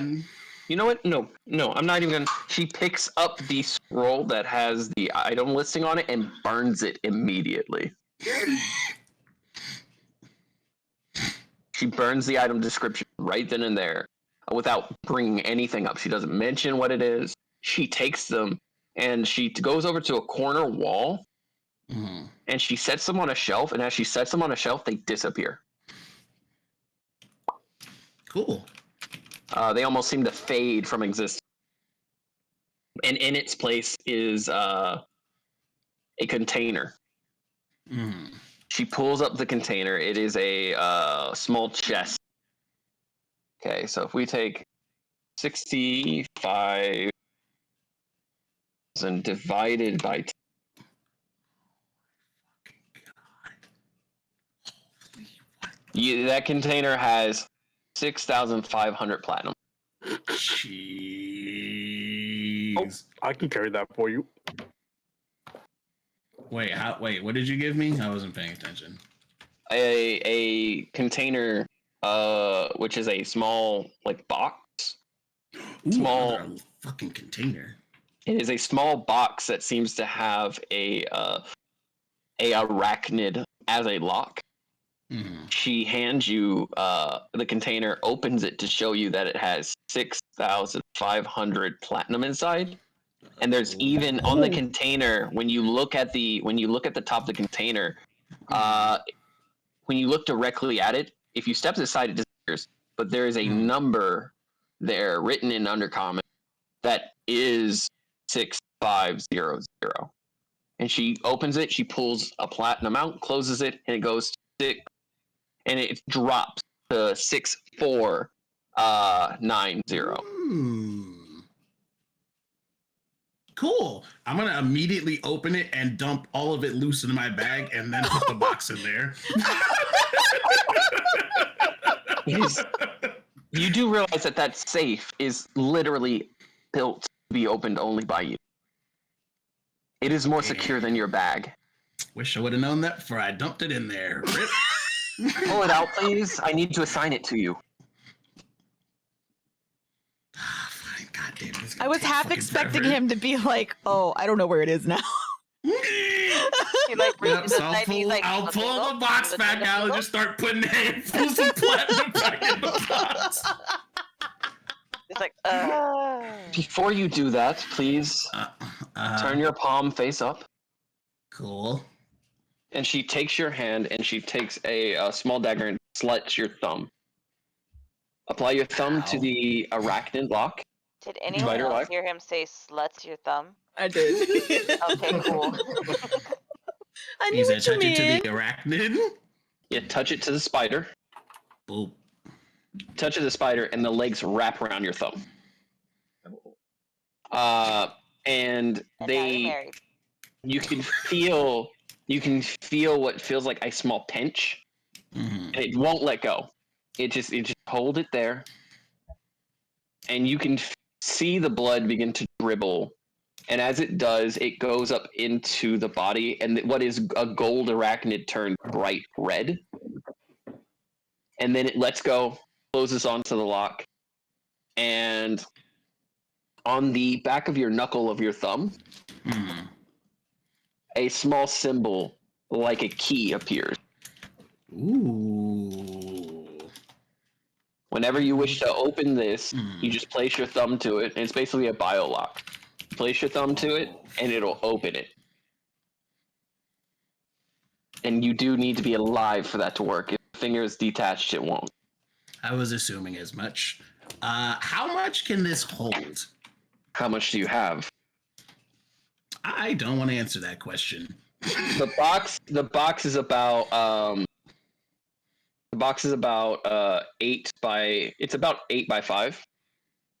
But when you were shoveling stuff in it, it didn't ever look like it was full. When you look into it, it doesn't look like it's full. It can hold any amount of money so long as you're the one who puts it in there. Cool, I will keep that in mind. I am not taking all my money out here. Yeah, but it can only hold currency. Sounds good to me. Okay, so we got, you said it was what staff now? Spell storing staff? It is a staff of spell storage, and it has 6 slots. If you'd like, I can go ahead and put you in contact with a wizard or a cleric. Oh, now I'm way ahead of you, and I immediately start putting a spell in it. What spell? What level? I'm putting polymorph in it. Which polymorph is what level spell? I don't think it does anything cast a higher level. No, I'm saying what level? Never mind. I have a better idea. I'm going to put flame form in there, which is 5th level. Okay, so you can put flame form in there, which means that there's 1 slot left, but you can only put in replicas of the same spell. So it's only 1 spell can go in there. Yeah, but it can go in there a number of times equal to the slot that match up. So if I'm understanding this correctly, the spell that you put in there is the only spell that you can put in there? Until you use up all the charges, yes. Then you can put a new spell in. Okay, fuck that. I'm putting polymorph in there then. Okay, and what level is polymorph? 4th. 4th level. So you can put one polymorph in there, and you have 2 slots left open, but they can't unless you can somehow expand upon it. Yeah. Because I don't I'm pretty sure that casting polymorph at higher level doesn't do anything. I'm gonna double check just to make sure. Because I'm pretty sure the answer, no, it doesn't do anything. So you put polymorph in there, which is nice. It's good to have that there. Mm-hmm. That saves you a spell slot. So you burned a spell slot today, so make sure you notate that. Yeah, I already did it, yeah. Okay. Garda. Is there anything that you personally see in this shop that you're interested in? And the way that I normally treat shops is that the players will tell me if there's something they're looking for, and I'll see if they would have it. Nope. I'm all good. You're not looking for an extra weapon. You're not looking for any trinkets, anything like that. Nope. I'm fine with mine.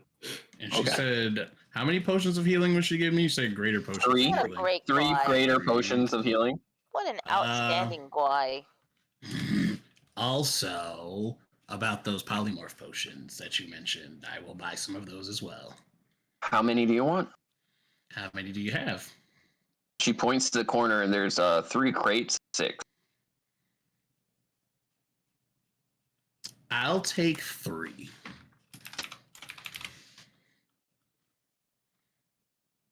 Yeah.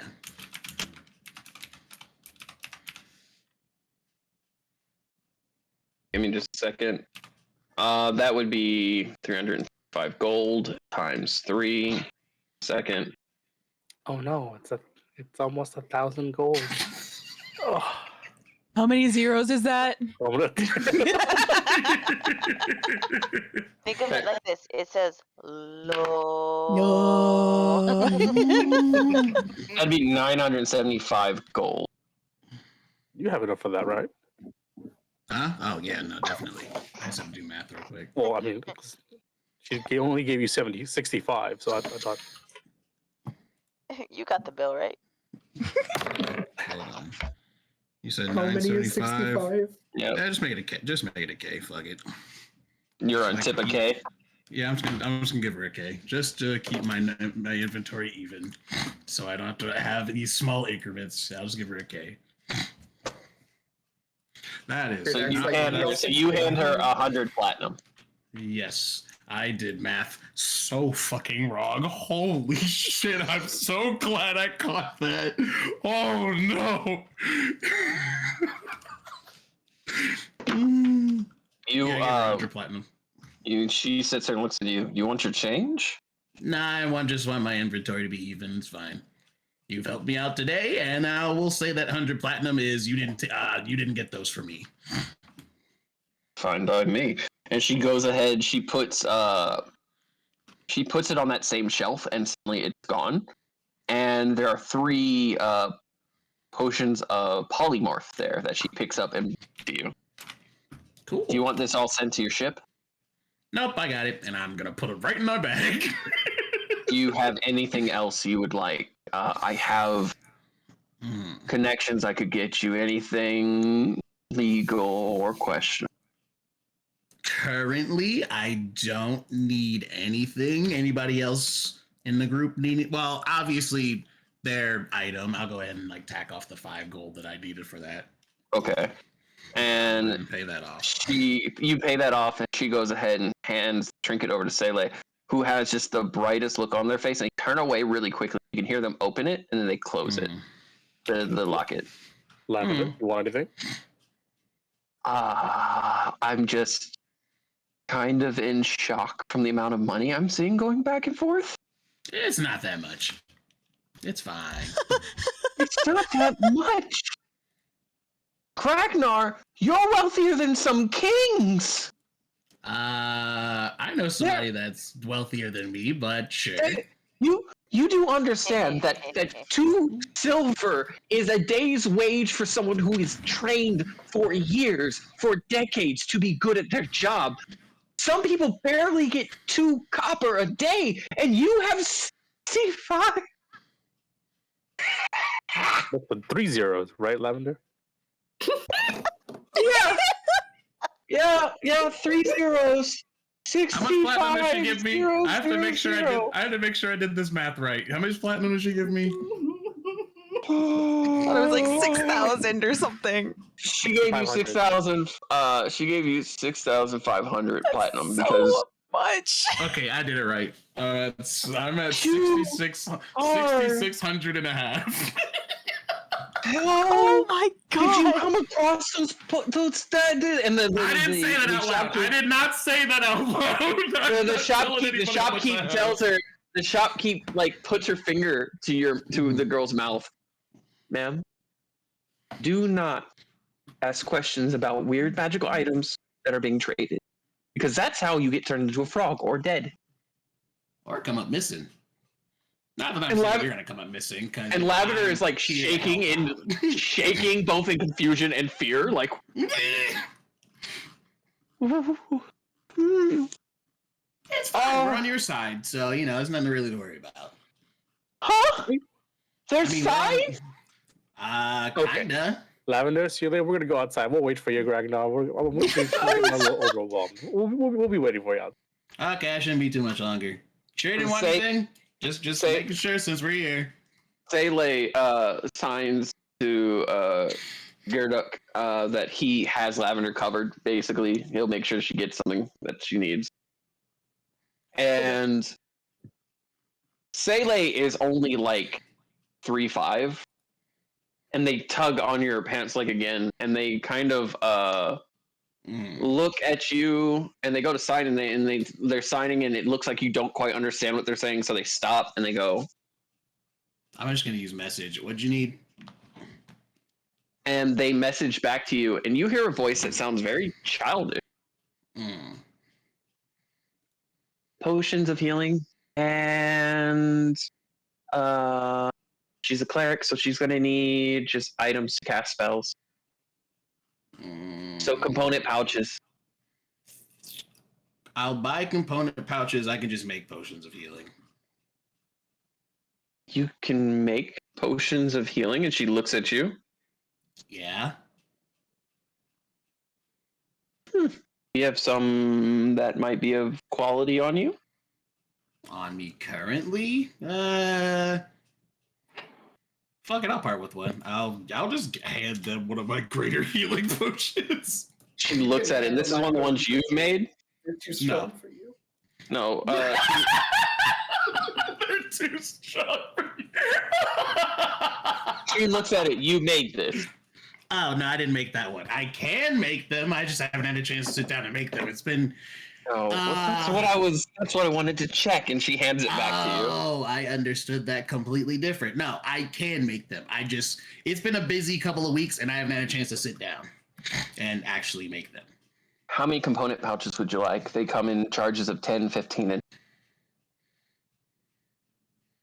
and... 10, 15, what? 10, 15, and 20. What are the price differences?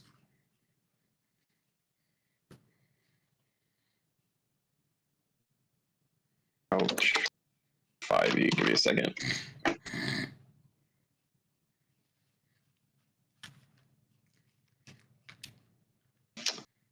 I really hate how some of these places do not put a cost on them.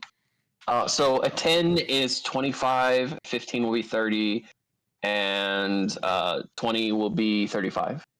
Let's call it a 10. I already forgot what you said. How much for 10? That'd be 25 for 10, so you're going to get like 3 10. How many do you want?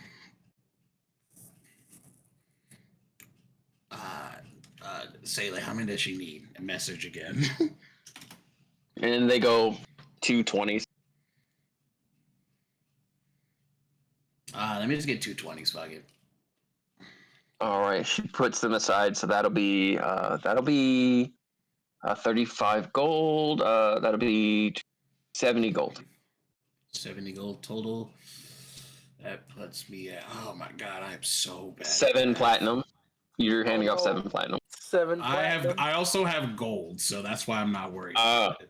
Yeah, I have 130 gold. Hold on. 60? Yep. It's 70. Damn it! Well, minus 70 is 60. You have. Oh, yeah. You're right. My bad. If you're talking about what you have left, it's 6. Yeah. Yeah, so you pay that off. She takes it again to that wall, sets it down, and then the 2 component pouches pop up. And the way that component pouches work in this world, guys, is that I know we don't really care much for like components. I've been doing it as with my NPCs for you guys, but usually when you guys cast spells, if it says it needs components, you can use a component pouch. It's the easiest way to do it. It just burns through a charge for a spell. Oh, I have an arcane focus. Yeah, so you don't need one. Yeah, so you get those, put them to the side, and then Sele goes 3 or 4 potions. 3 or 4 potions. I'm trying to think if it would be a better idea to just make the potions myself. I don't think it should take that long. If you want ingredients so you can make the potions, I can give you the ingredients necessary. If you have a recipe. Which you do. Yeah, I have a minor healing recipe. So the first healing potion. Which would probably be fine. If you want, I can sell you recipes for greater, superior. Superior sounds like recipe-wise, it's going to be expensive for the parts to make that. Same thing with greater. How much are the recipes? And give me just a second.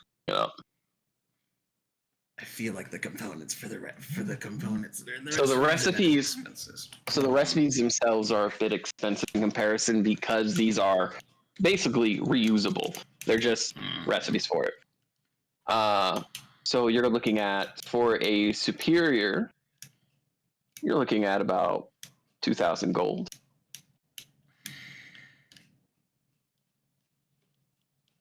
Okay. Not a lot of people are allowed to know how to make potions, because if you fuck it up, you can poison someone pretty easily. Yeah. And I also have a supreme healing potion recipe.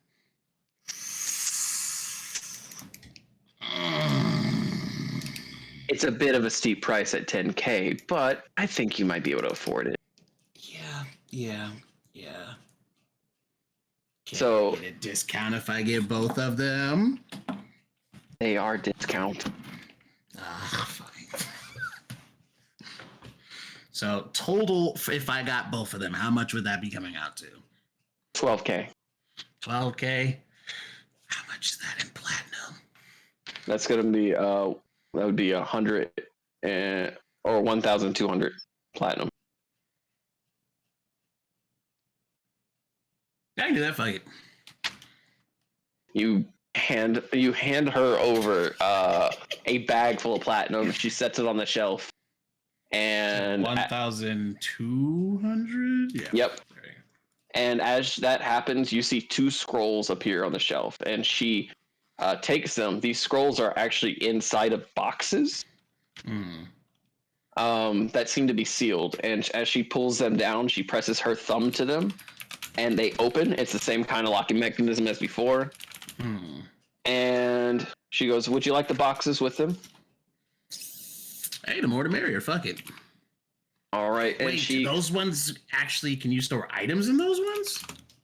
You can store scrolls. Okay. I don't have any extra scrolls. 5 scrolls per box. Ooh, I could put all of my fucking recipes in them. So it was superior and supreme. You have a recipe for those. Cool. Would you like to buy the components? So the starter kit of sorts? And she points to what looks oddly like a home brewer's kit, like if you were to make like mead at home. Okay, so I have a setup back on our ship already. Would that take off for the price any?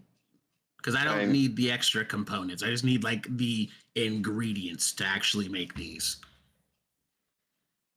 She looks almost a little upset that you've already got a setup.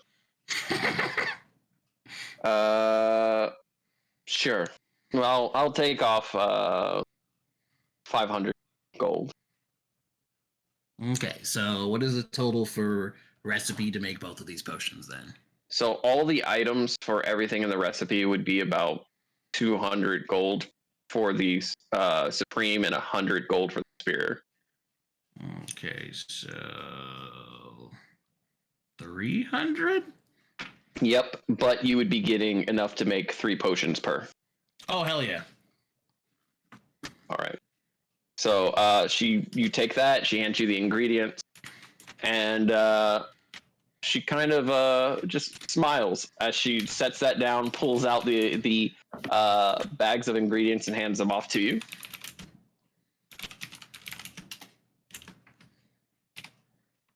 And we're going to cut to outside where Lavender is kind of hyperventilating with Gyarados. How are these people so well off? Who are these people? Can we really work with them? He said there were signs. He said there were signs. Get it? Yeah, there's like 5 of them. Hello? I wonder if they're all rich. 5 of them? What are you talking about, Gag? Pay attention! He's stupid wealthy, like dragon horde levels of wealthy. Like. Well, I mean, kind of fitting, don't you think? What do you mean, kind of fitting? I mean, look at him. Almost like a dragon, right? Is he having a bone day today? You can't say that. Yeah, he's having today's a Oh, Bones yeah. Day. It Today's is a Bones Day, isn't You it? can't say that. It's kind of racist. Oh, okay. I'll be more careful with that. what a I mean, they have a ship, so maybe they have more. More money? Plus, he's walking. I know the guild will be very jealous if they met him. We can't make enemies of them, Gyarados. Oh, of course we're not. They seem like nice people. I mean, like that's the kind of wealth that just makes people disappear. Yeah. yes, it is. Very much so. She just kind of squats down in her little cleric outfit, like it looks like somewhat of a nun outfit, and she's just like, She pulls a bag out and starts breathing into it, just hyperventilating. I'm patting her back. It's okay. Deep breaths. Deep breaths. We grew up in the slums. We barely got to see like 2 coppers rub together some days, and just this is a lot. It's like when I told Garem about the Dragonstone key. Right? Yes, because these are normal people, Gragnar. These are normal people. These are normal people. Oh, but remember, How dare you traumatize them with your wealth? traveling the world, we will see a lot of things that's going to surprise us. I just didn't think that amount of money would deal with the breakup. I didn't know there was that amount of money in the country. let alone in someone's hands, and like apparently magic items can be just as expensive. Like, It's like a different world down here. Fuck! Such a different world. I feel so out of place. I think I'm gonna vomit. No. Use the bag. Use the bag. Don't worry. We'll be back in the ship. No, we'll wait, have that's to the do it. shield. Oh, that's a one! Not the Oh, Not the shield. It's right into the bag. Right into the bag. It's okay.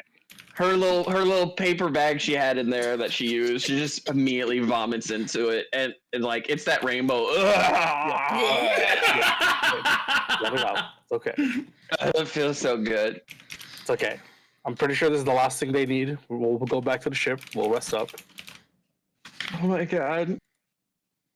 Are they all this rich? No, not even close. I mean, we can ask. I would rather not. Oh. And at that point,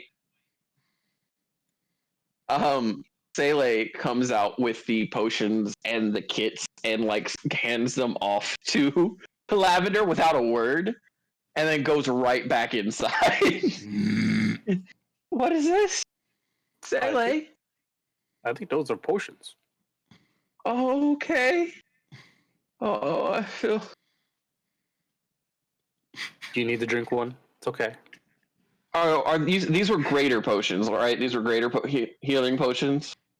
I don't remember.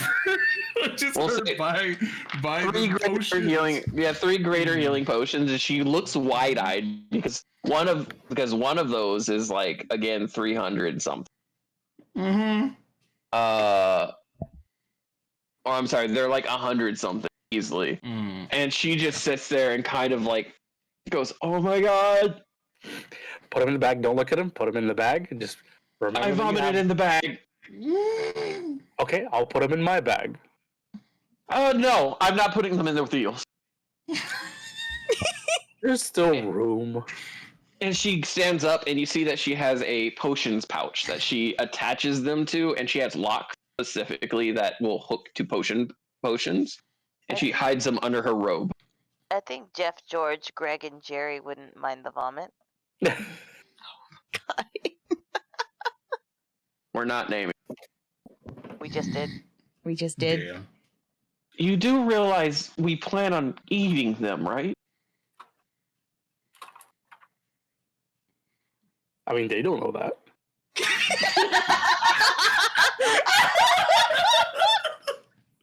Oh no! And she looks down, and again, they're just kind of purring with bubbles. We can't eat those. They're making like little raspberry noises.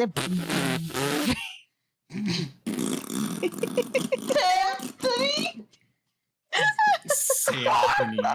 Because it spells evil.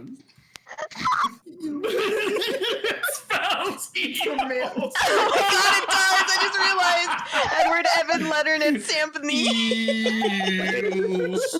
It's like eels and escalators all over again. Anthony caught me off guard so bad. God damn. You think he's gonna buy the entire store? Oh my god. Oh my god. I almost forgot about that. Okay, here. I'll carry you back. No, it's fine. I can walk. Okay. I can walk. And as Sele comes back, he looks at you and kind of nods towards the door. Like, are we leaving? Are we good? Wait, what? Oh, me. You're back to me. Okay, cool. Yeah. Yeah, I think I've spent enough money today. Are you sure? I can always offer more things. And she sits there and like leans on a table. I want to say yes, but I feel like even though there's not a max to a bag of holding, I feel like I'm pushing the bounds. Well, there is a max to a bag of holding. Oh no.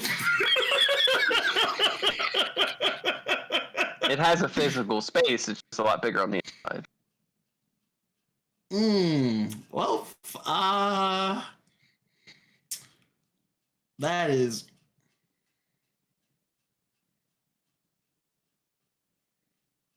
That is... Did you not know your bag of holding has a limit? No, I just thought about something that I did. As long as you don't put another bag of holding or something along those lines inside of it, we should be good. Gragnar? Gragnar, what did you do? I want to say I didn't do it, but I specified it. I did say I put that fucking box in there. That is not a bag of holding. Okay, I was hoping it wasn't that would have been horrible. That would have been really bad. Holding. That is not a bag of holding. I would not have passively done that to you. I just wanted to make sure. Even I thought about that. I was like, wait a minute. The entire shop ends up in the fucking in this like another plane of existence. Yeah. No. So they're safe to put in the box. Cool. A little mini heart attack. No, I did too. I thought about that. I thought about that immediately. I was like, oh no. Yeah, I didn't think about it. I was like, ooh, money and stuff. And then I was like, wait a minute. Oh, fuck. I'll be in touch. I might need more things. We'll see. I'm always looking forward to more business. Cool. Adios. You have a nice day. And as you leave, she under her breath goes, "That is the sexiest man I've ever seen." Oh my god. And it's purely because of the wealth. Like, she's all about that money. Like, you have spoken to her in ways that no man has ever done, and she's all for it. Gragnar got Riz without even trying. This lady's a merchant first and foremost. Is he still in Bones Day? Yeah, he's still in Bones Day, so he's still saying something. You do got that Riz. You do got that Riz. Yeah, and I'll head back to the shop because this was supposed to be a little tiny detour. Then I was going to go back to the boat. So as you all head back to the boat, Gragnar throws money and panties just drop. That's accurate. And he's just Gragnar being the most asexual individual in the fucking room. As you go to head out, is there anything else that you buy or anything like that? This was the sole reason I went to the market, was to buy magic items. And I got way more than I was expecting to get. Are all your friends that rich? Or as rich as you? I never thought to ask. Oh, we should ask them. Yeah, maybe. I don't think that's something you just ask. We kind of have to get back to the ship. Because I think we had a thing. Oh, I hope it wasn't too important. I don't fucking know. We've been here for a second, maybe two. I don't know how long we've been here. We should probably get to the ship. Okay. Let's go, Lavender. And as you get to the ship, y'all are going to arrive just as Sam arrives at the ship. Cool. Seraphina is also going to look for Garem. Okay, and so we're going to say that we're going with Seraphina with Garem, which will be right before everyone arrives. So, Seraphina, you know that Garem typically stays in the captain's room, but you know that when he came back on the ship, he went down to the lowest levels of the ship. Yeah, me and Phraan were in there, and he wasn't in there. So yeah. So I'm gonna go down to the lower parts of the ship then.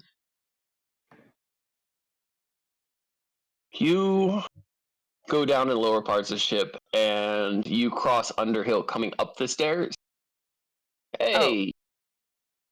Oh. Hi. Have you seen Garem anywhere? Downstairs. How is he? Eerily and scarily calm, with a mix of foreboding frustration. Wait, say again, you're cutting out. Eerily and scarily calm, with a mix of embodied for frustration. Oh, I forgot. Before I go down there, do you know anything about enchanting items? I do. I do know about enchanting items. You could say I'm quite lucky at doing so. Cool. Would you be able to do that for me? If you have the cost. What kind of cost? Well, it depends on what you're trying to enchant. Then she's going to take out a green book that she had been hand binding, like, in private, and she's going to hand it to Underhill. Okay. I need you to put a protection spell on this. What kind of protection spell? One that will protect the person that owns it.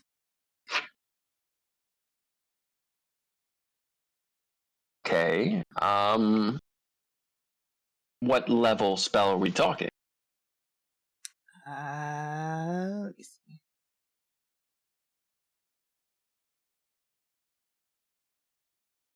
Shield spell starts Shield at level 1. is level 1, yeah. Yeah. Let me...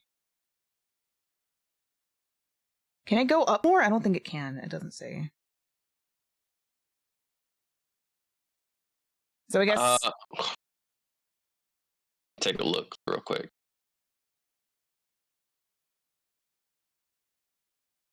So it doesn't it doesn't scale. It just adds a flat +5. She's just gonna say a shield spell should be fine. Level 1 spell. Traditionally, the cost would be 200, but half of that goes into the enchantment itself. If you have 100 gold, I can go ahead and do it right here, right now. I do. Out of character, I have 110, so she's gonna say yes. Okay. Just hand me the 100 gold. I'll go get it enchanted, have it back to you by tomorrow. Is there a way you could expedite that? If Doc helps me, yes. That should be fine. Okay. I'll go ahead. I'll go to Doc and get this going. All right. What's the ETA now? Couple hours. All right. And she's gonna hand you the 100 gold. Pleasure doing business. Please, business would have me actually make money off of this. And he goes, this 100 gold's going to literally be absorbed into the book as part of the cost. And he proceeds to walk off. You stare down the stairwell, and it leads to the bottom of the ship, the darkest, deepest part of the ship. And you hear something shatter. She's going to... So is she like... So it's just darkness. She can't see. You can see. It's just really dark in there. Okay. She's gonna kind of carefully go down and just kind of take deep breaths as she's trying to calm herself down because she knows how Garem gets. As you walk down the stairwell, the shattering you heard, you can see a crate that was empty, completely just smashed to shit across the floor. Garem is standing in the middle of the room, leaning against a wall with his hand across his eyes, and a letter crumpled into his hands. I thought he burnt the letter. Yes, he did. He burnt that letter. She's gonna quietly walk up to him. Garem, we need to talk. He kind of jumps a little bit, turns around to you as he pockets the letter. What do you need? What was that? What? What you just put in your pocket? An old letter. What do you need? We need to talk. He takes a deep breath. All right. I understand the anger and where you're coming from, but you don't get to beat the shit out of me over mouthing off to a godlike asshole just for you to turn around and do the exact same fucking thing. I didn't mouth off to God. I'd argue that what you did was worse. I don't care what you were doing. You saw Sam was fine, she said she was fine, and you still fucking went after Arachne. I didn't pick a fight with Arachne. I had questions. What? Questions that a god could answer, hopefully, which I was wrong.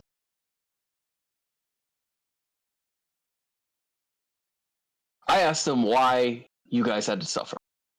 Why every time we turn around, there's another god bothering. There's another great disaster that you have to clean up.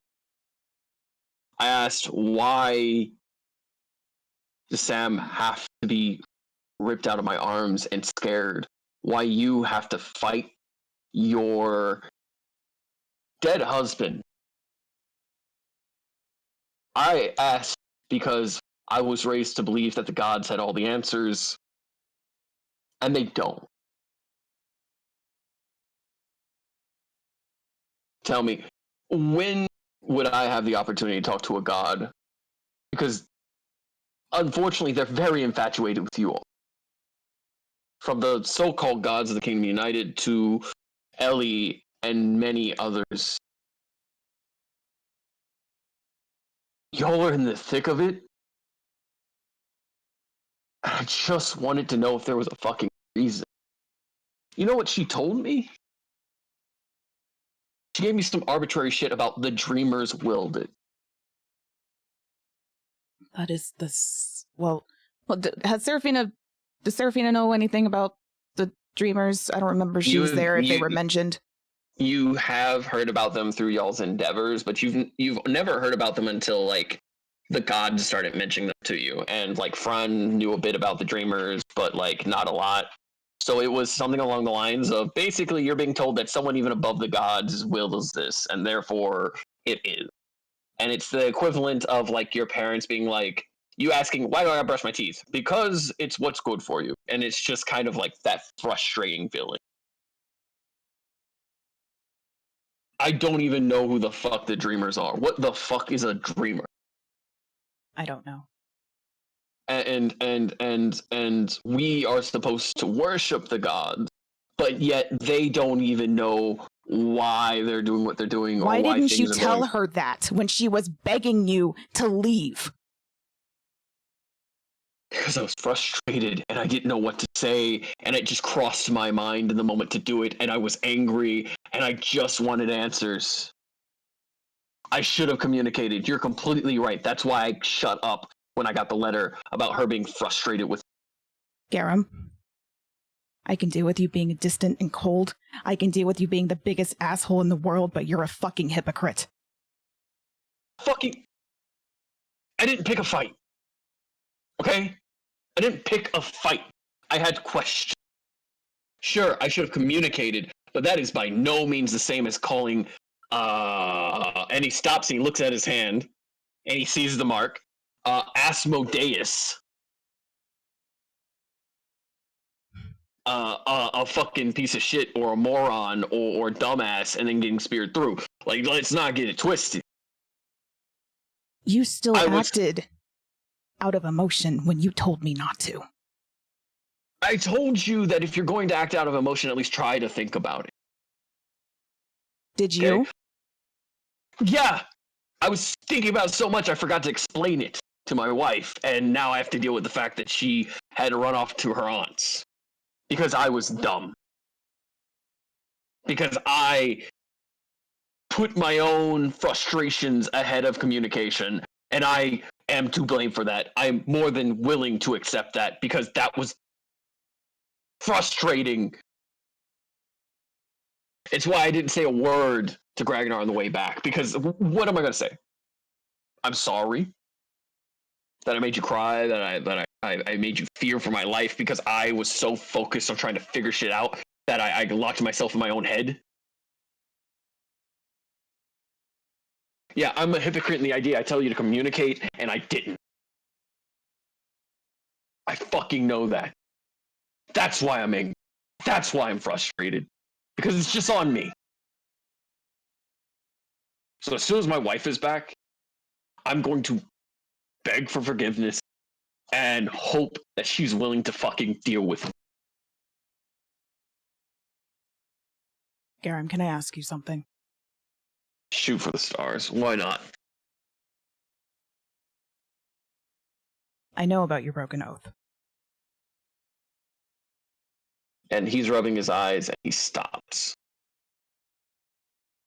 Are you only here because Bahamut told you to be?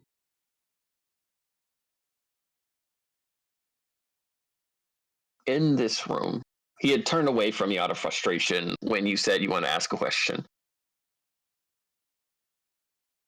And in this moment, there's a flicker of light. Just a flicker. Because Bahamut told me to.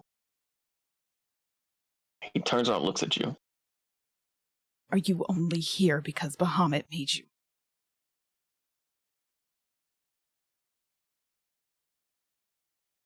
Why the fuck? No. No, I'm not here because Bahamut made me. I haven't heard from Bahamut since you last heard from Bahamut. I haven't talked to my god. I haven't even had the time to pray. And my promise wasn't to him. And that's my business. But I'm here because I fucking care about you and Phraan and Gragnar and Sam. Because I want to make sure you're safe. I'm not... Bahamut hasn't asked me nothing. I haven't... Do you... Can I roll an insight? Yes. And he looks genuinely flustered and frustrated. That much you can tell. But go ahead and roll an insight. That is a 13. What you get from him is flustered, frustrated, angry, confused. Lots of confusion on why you're asking about, like, if Bahamut's... There's a frustration behind it. There's just a mix of emotions that scream that in this moment he's being very honest with you that, like, Bahamut didn't send him, but it's just a mix of emotions that does so. It's not easy to read exactly what's going on in his head, but, like, the look on his face is frustration. Do you think I would go through all this, like get married and do all the shit because Bahamut told me to? Your mother was the scry. Your mother was the oracle, the one who talked to Bahamut. I had a vision. About? Your memories. What memory? When you broke your oath and then Bahamut came to you after the dream you had.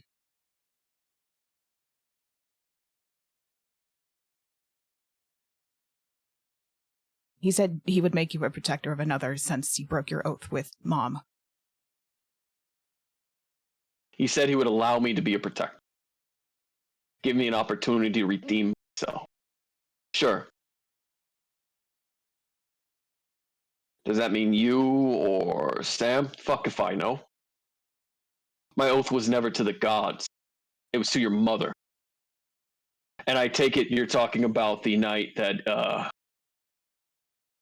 the night I decided not to ask her to marry me. Yeah. Is that what you saw? I saw everything. I don't No. No, you didn't. Because if you did, you wouldn't be asking. If you saw truly everything, you wouldn't. You would have seen the way your mother looked at your father. You would have seen me in my room debating that for years. You would have seen me weep. You would have seen me smile at their wedding. You would have seen me accept who I was and what I was, and the fact that my oath was made on a greed. My oath was made so that because I was dedicated to her and I wanted her to be dedicated to me, and I had to learn that I can't make those kind of promises. I can't promise to help someone just because I want them to help me. I can't promise to love someone if only they love me. Because that's how you end up with an oath you can't. And you're right. Like, it nearly killed me.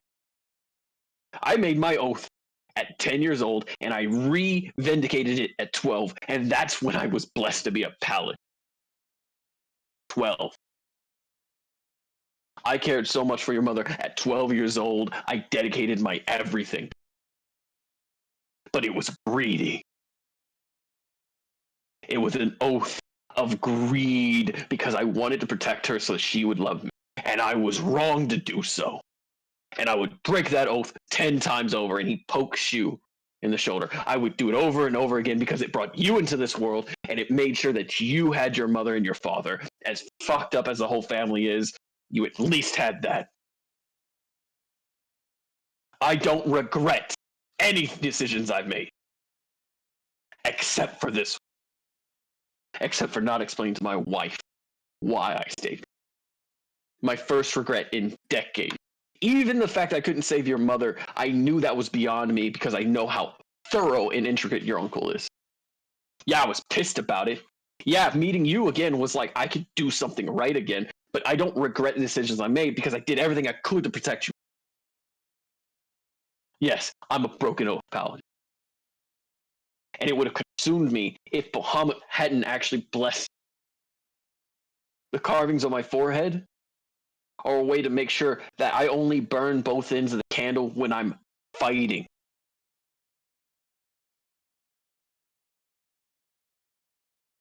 Otherwise, I would have my abilities and it would consume me.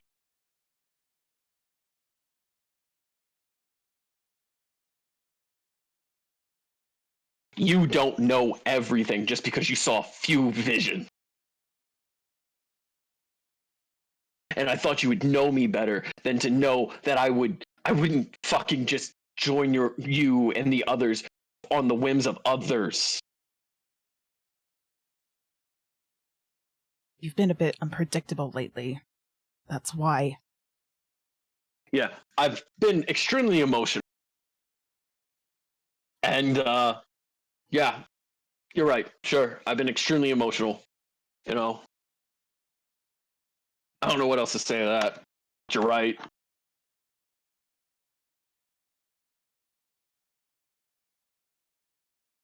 Just don't ever do that again.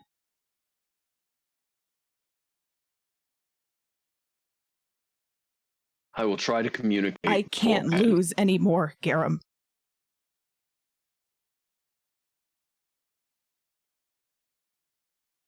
Seraphina.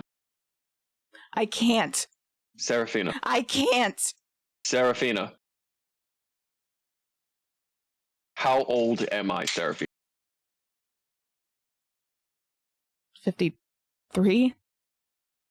56. Thank you, though. I will die before you, hopefully. That's just how I hope it works out. I don't want to outlive you. Same as you don't want to outlive me, but I am older. Hopefully, I outlive Sam, because I don't want to leave Sam alone. It's odd to say. I'm sure she would say the opposite. But I don't want to outlive Sam.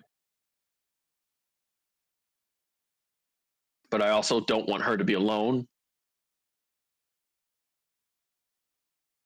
We're also talking about the brink of war. Seraphina. And I'm not going to lie to you. I promised you I wouldn't. None of us can promise we'll make it to the end of it. I know that.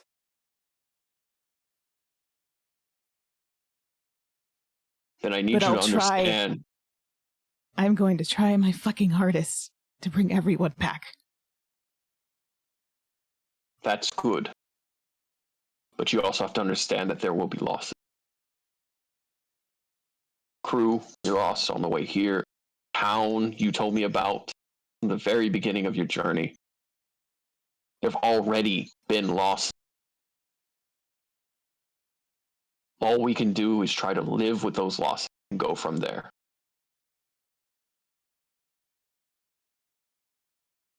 I'm sure Phraan would say the same thing. That he would do his best to be beside you, but he can't make that promise.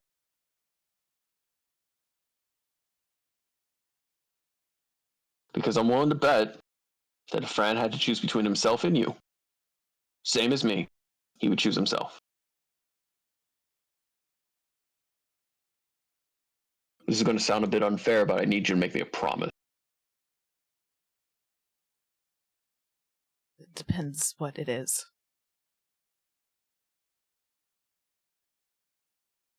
Let me ask you a question. Are you and Phraan hitting it off? Yeah. He smirks a little bit. Are you and Phraan hitting it off?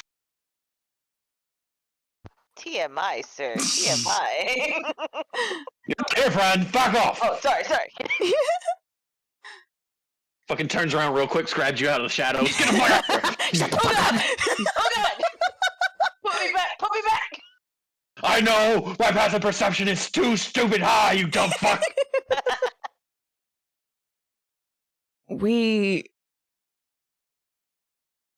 I don't want to know if it's physical, I just need to know if, like, you're emotionally invested in each other. Let me clarify. Yes. Do you see a future with it?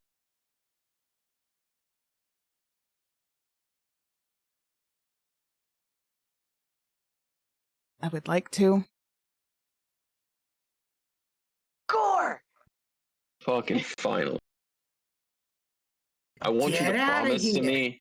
I want you to promise to me that you're going to try to make it work, and you're going to be as dedicated to him as you can be, and you're going to earn his love. He's already giving it to you.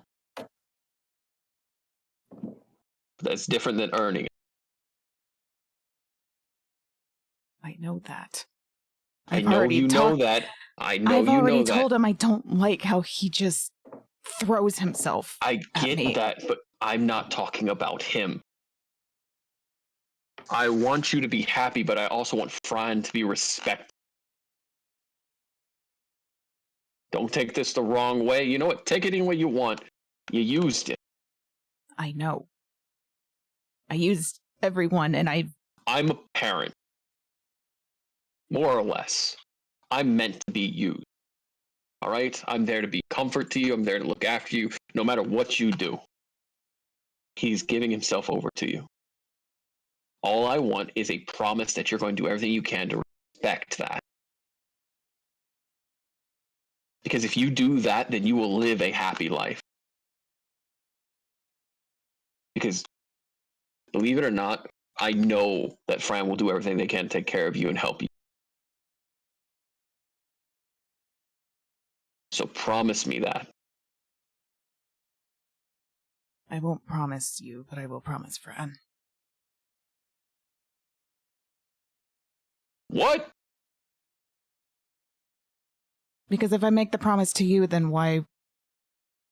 I want you to promise to respect Phraan the same as you would on with some preacher somewhere. Okay. I just want to know that you're both happy. And right now, the variable isn't him. Not to be rude. All right. Don't sound so fucking enthused. You've had the opportunity to love two people in your life. And you're 2 for 2. They liked you back. I think you're winning. I think I'm kind of losing to you on this one, actually, which the more I think about it, the more frustrating that is. Well, I'm so sorry that I'm riddled with trauma from losing the first one.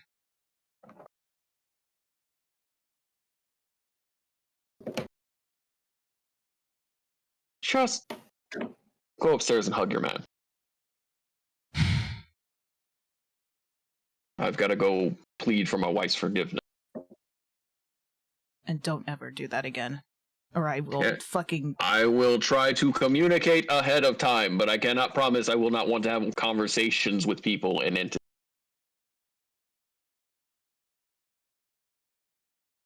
Just know that we are upset with Sam as well. I mean, the ship thing? Yeah.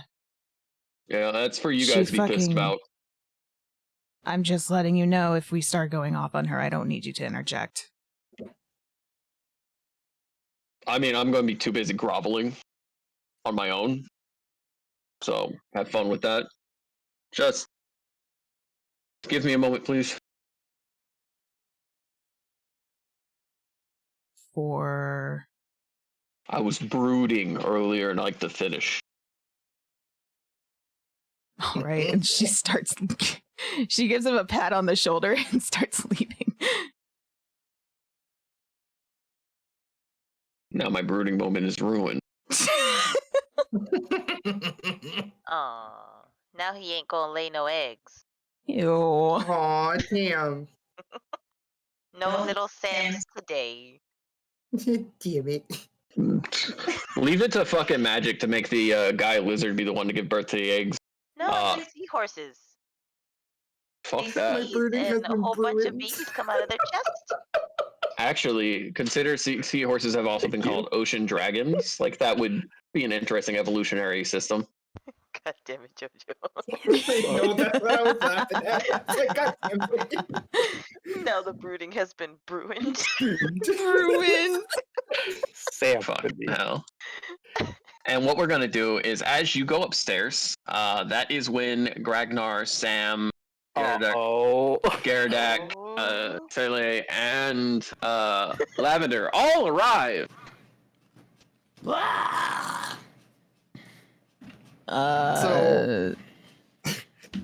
So Sam walking up, she's Wait, what, Phraan? walking up with like. Oh, I said Phraan is still gonna be in the captain's quarters. Oh, okay. Yep. Wow, we're back. Welcome back. All right, everybody, get ready for a scream fest. Oh my god. Jesus Christ. Fucking Freddy's was that? Sound like the Five Nights at Freddy's scream. I jumped out of my chair. Holy shit. Oh my god. Jojo, Actually, the Jojo, Jojo, I'm gonna need you to put like Freddy Fazbear on the screen. What the fucking phasma fucking phobia bullshit is this? You're welcome. God. God, dude, fucking that damn, was jeez. My Thank whole you, body May. curled up. Thank you. My whole fucking We- fucking skin curl. Jesus fucking Christ. I don't like jump scares. Jump scares are the worst fucking thing in the world. Oh my god. So, question: as Sam is walking up, is she seeing everybody else like Walking up at the same time, except Phraan. Yes. Okay, so what Sam's gonna do? Because she's carrying this fucking what was it, like a basket or something with the food? Yeah, like a gift care basket? care basket from your aunt. All right, so yes, everyone is arriving at the same time except for Phraan, who is in the captain's quarters, currently brooding. And Sarah's I going am to not go over brooding. there as Okay. everyone's communing. Yeah, and you're carrying this giant fucking basket of food and shit, and there's a letter on top that says "To the crew." Okay, so I'm gonna snatch the letter with my teeth and hold that for a second. Do I see Gerdic like in front of me? Yeah, Gardak is there. Okay, I don't know him. I'm gonna hand him the basket and be like, "Here, can you hold this?" Sure. Thank you. And then she's gonna be storming up the steps. And while she's doing that, she's gonna be rummaging in her bag for the list of the crew Gragnar, list. who's that? Huh? Oh, that's the captain. Oh shit! Also, people don't know about the disappearance of a particular character that JoJo played seconds ago in Gym World. Huh? Yeah, we still don't know. We still don't know that Luke's gone. You don't know Luke disappeared. Oh, Only that's Seraphina right. knows, yeah. It's okay. It's only been Seraphina like knows. 6 months in his time. It's fine. Yeah, and it's only been like half a day for us. Oh yeah, that's true. Yep. A lot has happened in this day. Yeah. I also still have to give fucking Sam and Gragnar the fucking sigil that lets them say fuck Osmodeus. You might want to do that Yeah, quick. that felt so good to do. Okay, is Gragnar in front of me? I mean, you have a whole mob of people in front of you. Okay, well, I'm gonna go, Gragnar, I'm gonna go up to you and be like, oh, that's right, and then I'm gonna boop your forehead and there's the sigil. Oh, that's cute. Hopefully this doesn't require attunement because I don't know. No, I don't think so. No, it doesn't. It doesn't. Okay, cool. I'm gonna look down. Yeah, for this next part, you're really gonna want to mute yourself because I don't want to have to remind you mid-conversation later. Yeah. I have questions. It lets you say fuck Osmodeus without any consequence. Well, alright, cool. Ooh, All right. I just realized she said that out loud into the group of new people, one of which is already freaking out about the people we are running around with. She's not concerned about them at all right now. She's got other priorities. They're sitting there. Fuck who? Why? Oh yeah, hi. It's a very, very, very long story. Geardeck, say that out loud. You guys almost make it sound like you were like a personal vendetta against us. I wonder why. I'm gonna go this way. Do you have a personal vendetta against Osmodeus? Suddenly my ears don't work. Dang, that's crazy. How did that happen? Who are you talking about? Oh my god, you have a personal vendetta against Osmodeus. Why are you still saying his name?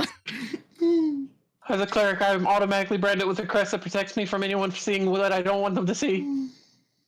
Cool. Is this another crew member? No, that's Lavender. No, I think he's talking about me. No. Like the name they're speaking. Is this another crew member? No, don't ever say his name ever. I mean, I don't even know who this Plasma Guius is, but That's the only thing. Sometimes I wish I could be just as carefree as you. Oh, wait, can That's Seraphina big put two green. and two together about who they are? I mean, you could. Based on like, you met them already. yeah. Oh, that's right. It's hey. Well, Oh, well, you it's guys- you. It's you. What was your name again? Gerdak. Gerdak. Gerdak. Okay. Gerdak, Seraphina, and she's gonna put her hand out again. I'm kind of carrying things, so I'll put a Yes, pinky out. Oh, that's a fine. basket and a bunch of. Where should I in his put pocket. this? Good question. I'm gonna walk away. The cook probably can. We'll go downstairs to the cook. I don't remember what his name is, but cook. I'll follow Gragnar to the cook. Phraan is going to open the door as Sam is walking up to it and call out to Gragnar, "Meeting now." Oh, that's right. Oh boy. Hey, Phraan, Yes, Seraphina. do you want these new guys with us? I'm gonna still take Gerdak down here. By the way, wait, this is the first time that Sam and Gragnar are seeing Phraan as a lady. Actually, this is the first time Sam. I keep forgetting he's No, in I that saw I discussion. think Sam walked past you because you walked in as Sam was storming. You didn't out. know who that was. I didn't. No. So I did. That's what I'm saying. I didn't recognize you, but then I. at You're that hearing the moment, she voice does not now. care. Yeah, Yeah, you're hearing the voice of Phraan from this this woman. this woman. Nope, you guys have your meeting. I want to go to the kitchen. I'm gonna still take Gardak down there because I'm pretty sure he has no idea where the fuck he's We'll Gragnar, hurry Doc, back get you up because here, Phraan, yeah. please. Doc slides in. Don't worry about it, Greg. Go up there. I'll introduce myself to. Oh, Aren't you no. supposed to be with Underhill? He just finished The Magic of Me Being Me. Here's your book. Oh, thank you. Please, everyone, just get inside now. Have a good meeting. Sam's already inside. And Alright. we're gonna go down below deck so we don't hear mommy, daddy, and the uncle and aunties screaming at each other. Let's go. No. I'm gonna go up to Doc real quick and be like, thank you, and then start leaving. Phraan is going to step inside, and he's going to sit in the captain's chair. Oh my god, she said thank you. I'm not completely loath. No, he is. All right, we will hand this off to you guys. I'm gonna mute myself. This is gonna be fun. Okay. So as Phraan sits down, Sam's going to pull out the entire pamphlet of the crew log, Mhm. throw it down on the desk in front of him, and be like, "I'm ready for my test, Captain." Oh, don't call me captain. And no, I'm not going to read to you. You're going to tell me. Fine. What names do you want? I only I have already this here to told keep you. myself honest. Give me the names of the men who died protecting your book, who their grandfather is, and who do they worship. Fine. And then DM, what do I need to roll?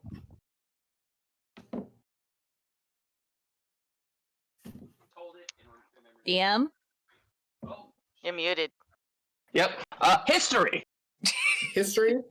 History. History! All right.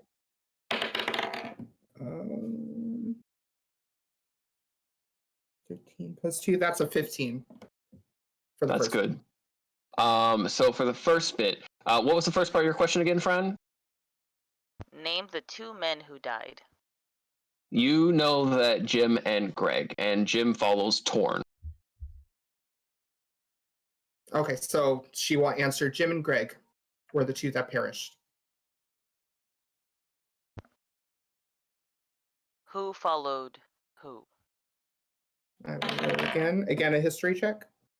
You know that Jim followed Torn. Your roll beforehand was strong enough. You know that Jim followed Torn. He had a necklace around him that during the interview he often played with.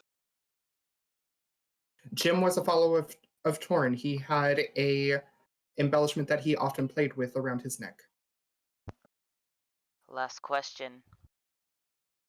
Who is his grandfather? Roll another history check.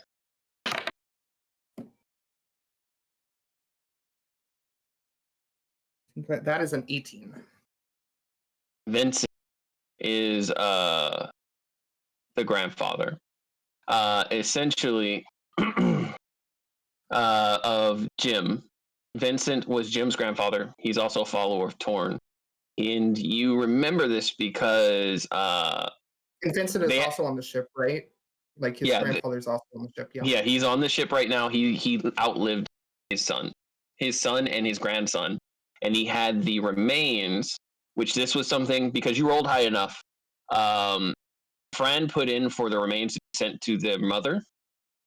You know this because the fact that you heard Vincent weeping about it one night. How he hopes that their mother can forgive him. And just to move story along, she'll relay this to, we'll say she relayed that to Fran. And Phraan is going to get up and hold out his hand to Sam like a handshake.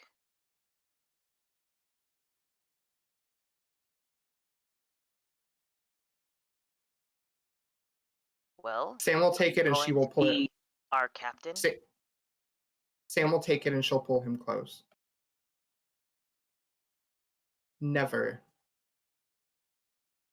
underestimate my loyalty to my crew or you.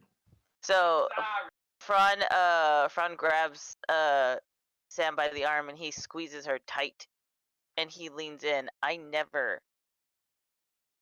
ever doubted your loyalty to the ship. I worried about the loyalty of this crew towards you. I don't want the responsibility. Don't get me wrong. If you had answered this wrong, I would have told you. I would have reminded you, and I would have reminded you every single day from this moment of who they were, what they did, their lives before this, because it is your job as the captain to know this, to understand that jumping ship just because you're having a bad day, I don't care how bad it is, I don't care what it was about, I really don't care, Sam. It was irresponsible and it was reckless. I truly want you to succeed as a captain. I don't want this responsibility. Hell, I really wish you hadn't made me the follow-up captain, if you will.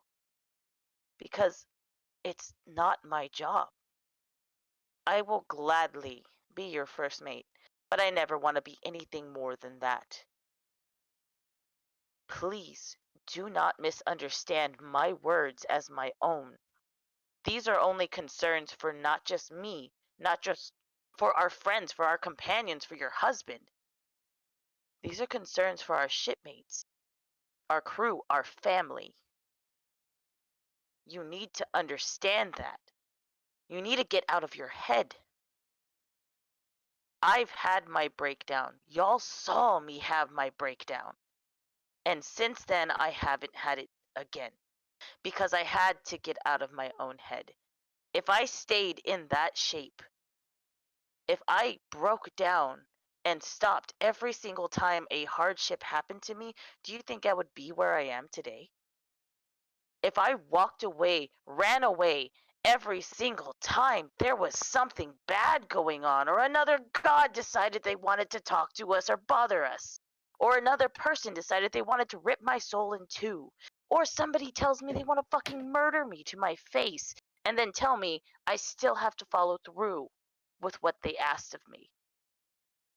I cannot run away. Neither can you. I understand you are going through a lot.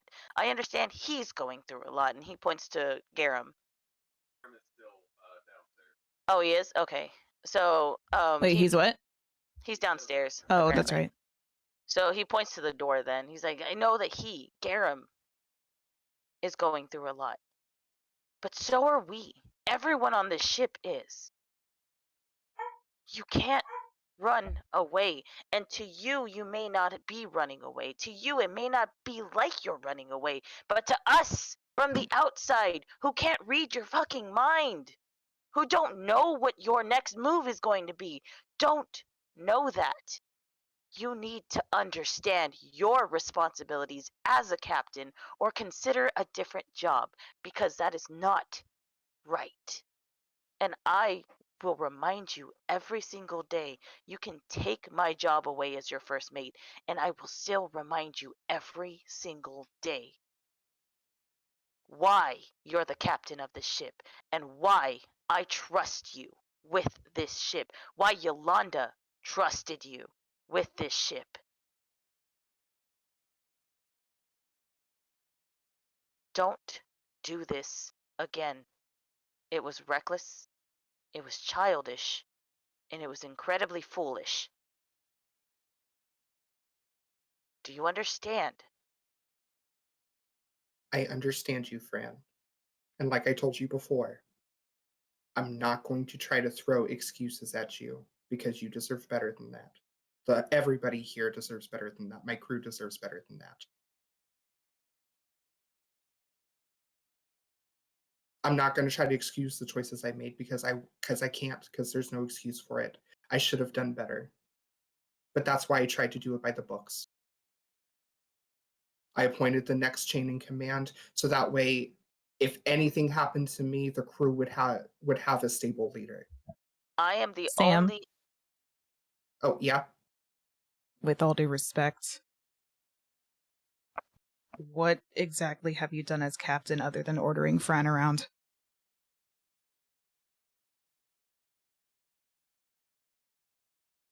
That's a good question.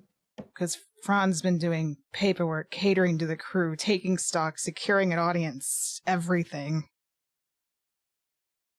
I have And been then- reviewing where okay. And then on Go top ahead, I'm of that, sorry. you've piled on to what he's already having to deal with the governess, and you left. That's a fair question. And it deserves an honest answer. I piled all of the description, all of the paperwork onto Phraan specifically because I cannot read or write. I have a second That's grade fair. education. I have That's been fair. monitoring things that don't require that. I've been trusting Phraan to keep the logs. I keep organization of the logs. I sign all of the freight. I sign all of the paperwork for the payment of the crew. I do everything essentially that doesn't require me to write myself, other than my insignia. I only understand thieves' cant, and even that's just a series of symbols and letters, not exactly something you can organize. That explains a lot. So that's why I appointed Phraan in the position that I did, because not only is he educated, I knew he could handle it. That's know all that well and good, but he's I still know that been it's doing unfair. everything. I know that it's unfair. I know that it's unfair. Why didn't you tell us this from the start? We could have helped you. I could have helped Because you. I was ashamed. All right? I was ashamed. I fought so hard for this thing, and now that it's here, I'm ill prepared. I can't even read the text. I can't even read the contracts that my crew have signed. I don't want them to look at me and see an illiterate woman. I don't see You that do at all. realize that most of them just look at you and see a woman. Exactly. And No I know offense. that, and I know that's something daunting as it is, and I know that's rare as it is. But that's the whole reason why I took this beat. Because of everything, the months, the years of everything weighing me down, and now learning that everything about me is a lie. I didn't want that turmoil to spill onto you. I didn't want the turmoil to spill onto my crew. So I got an outward perspective that I needed. And I took my beat. I took my 2-hour beat, and I took care of it. Amongst that, I have some other things to share, and we'll get to that in a second. But again, I understand how it looks. Sam, I'll be honest. I tried as best as I can to do it by the books and appoint the next chain of command and leave at a time where I knew the crew was already taking land beef. Yes. I need to be honest. I expected more from you as a captain. And the fact that you left, My intention was never to abandon you, any of you. That was not my intention, and that's not what I wanted to communicate. But you did. I understand how it looks. It's not how it looks. And Sam. you have a right to feel the way you feel. And I'm not going to try to give you an excuse. That's what I'm saying. I'm not trying to make you approve of why I did it. All I'm explaining to you is to why. And that's your choice. You don't have to. And you don't have to accept my apology, because I am sorry. I'm sorry that I put you through that. I'm sorry that it was so abrupt. You deserve better than that. I do. But in that moment, I didn't know what else to do. What you're going through isn't easy, and I understand that, but look at everyone else here. Phraan has to deal with being a double agent with the kingdom. Gragnar's having to deal with the fact that he fought death, and I fucking died. None of us are running. I know this. And I'm carrying all of that too. You guys are going through this, but I'm here with you. I didn't sign up for all of this. This is more than... You think we signed up for it? I'm not saying you did, honey. I'm not saying you did. All I'm saying is that,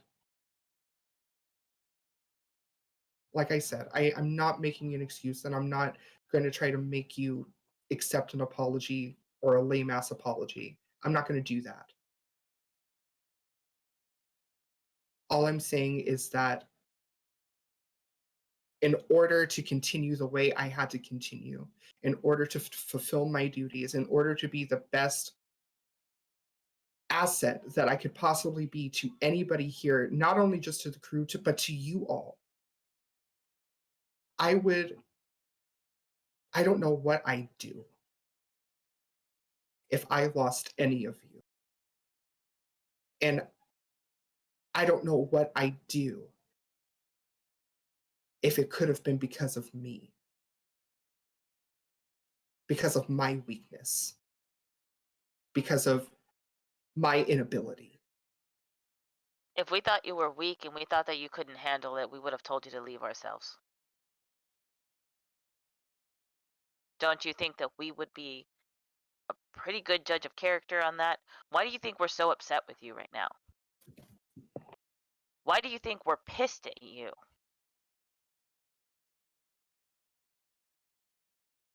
You had too much on your plate.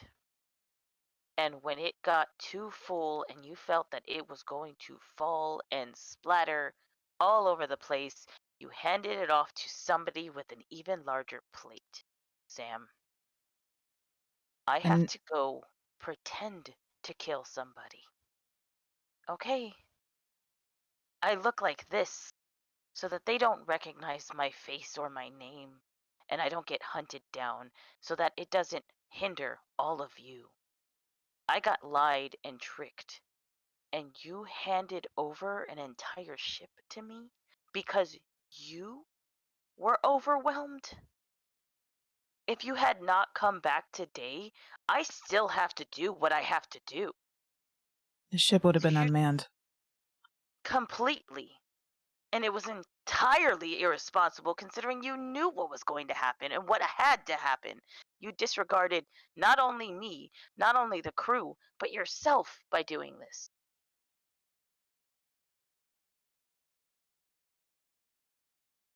And I'm not trying to play the oh woe is me, because I get it.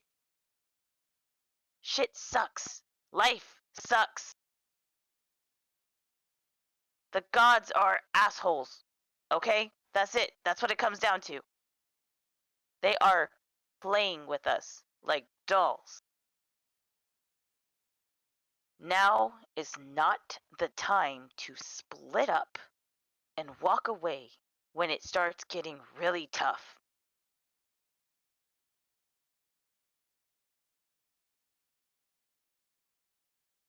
From now on, we need to be more communicative with each other. I agree. That doesn't And I mean can't hold anybody to a standard that I can't hold myself to. that's fine, but And I that get doesn't mean running away anymore. That doesn't mean going off and fucking. That's what I'm saying. I agree with you. I agree with what you said. What I did was unacceptable, and I'm sorry. All I'm saying is I've done my part in trying to get my shit together. I expect that from you as well. And that's what I tried to do, but I went a shit way about doing it, and I'm sorry.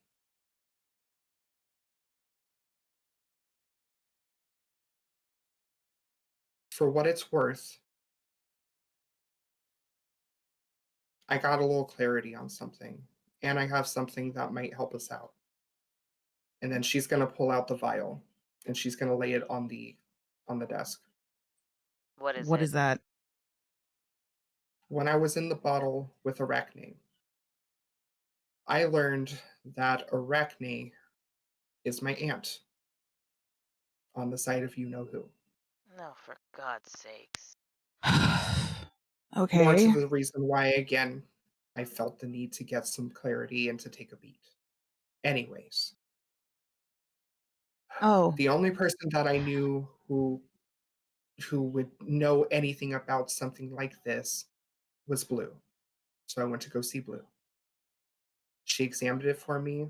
Arachne told me what it did, but I needed some assurance from Blue. Essentially what this does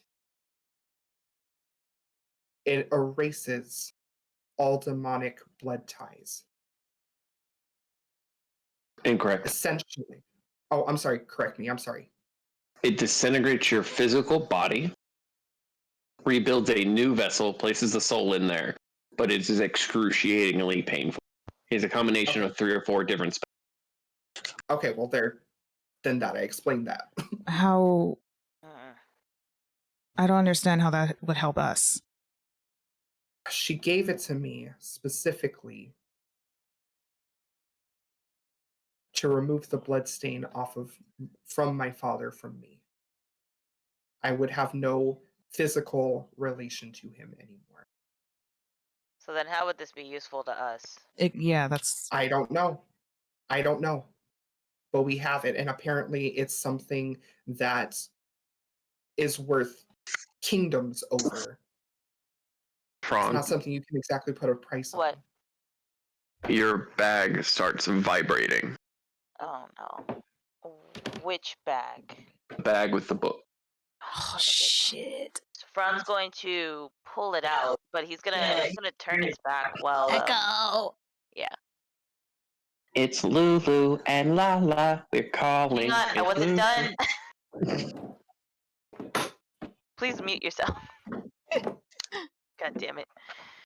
So Phraan is going to turn around while Sam is still talking with everybody, but he's going to do it in view of Seraphina, so she sees him pull out this book since she's familiar with it. Phraan? Just give me a second. And he's going to walk into a corner and just kind of open the book.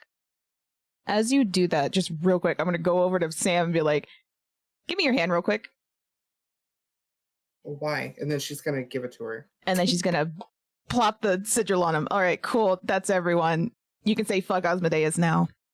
Fuck Asmodeus. What do you want, Lulu and Lala? And he opens the book. And Sam's going to like freak out for a second. She's like, she No, tries it's to fine. like shut her up. That's fine. It's Lulu and Lala. We got some info. It's Lulu and Lala. We got some info. You're not fun today. And there is a creepy childlike giggle that echoes.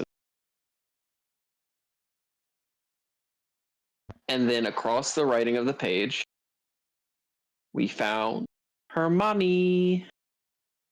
What? We found her mommy. You had mentioned offhand that you were looking for Seraphina's mommy. Can Seraphina hear this? No, it is written across it in red, so it is Lulu. Wait.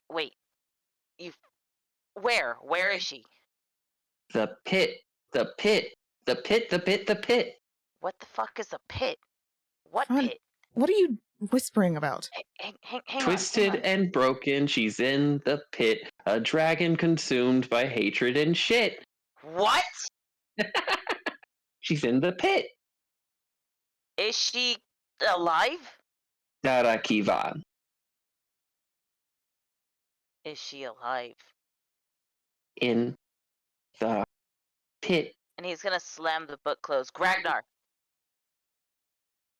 I think Ragnar's downstairs. No, Gragnar's over here.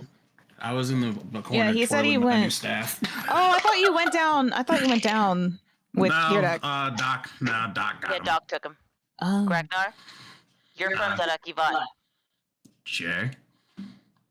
What is the pit? So remember that? Oh, you weren't with us. No. How do I explain this? Aaron, mute yourself. How do I explain this? I mean, Seraphina and Sam was there briefly. So in Dark Yvonne, there's just this big hole that goes down the middle of Dark Yvonne, which is the burial hole where they throw everybody, but it's also like in the middle of all the layers of the city. What do they throw into this pit? Dead what people? Besides? It's Only the burial dead hole. people. Usually. Phraan, I mean, what I are kicked you... a couple people in there that weren't dead, but you know, shit happens. Phraan, what are you talking about? Seraphina. Ron? Your mom is in Derekivan. Well, we knew know. that. We In know. the pit.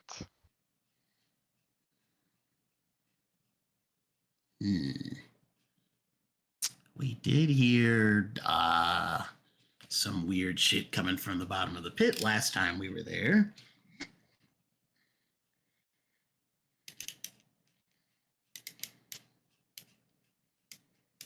I see. I don't know what that means. Something about hatred. What did? That's it. That's all I was given.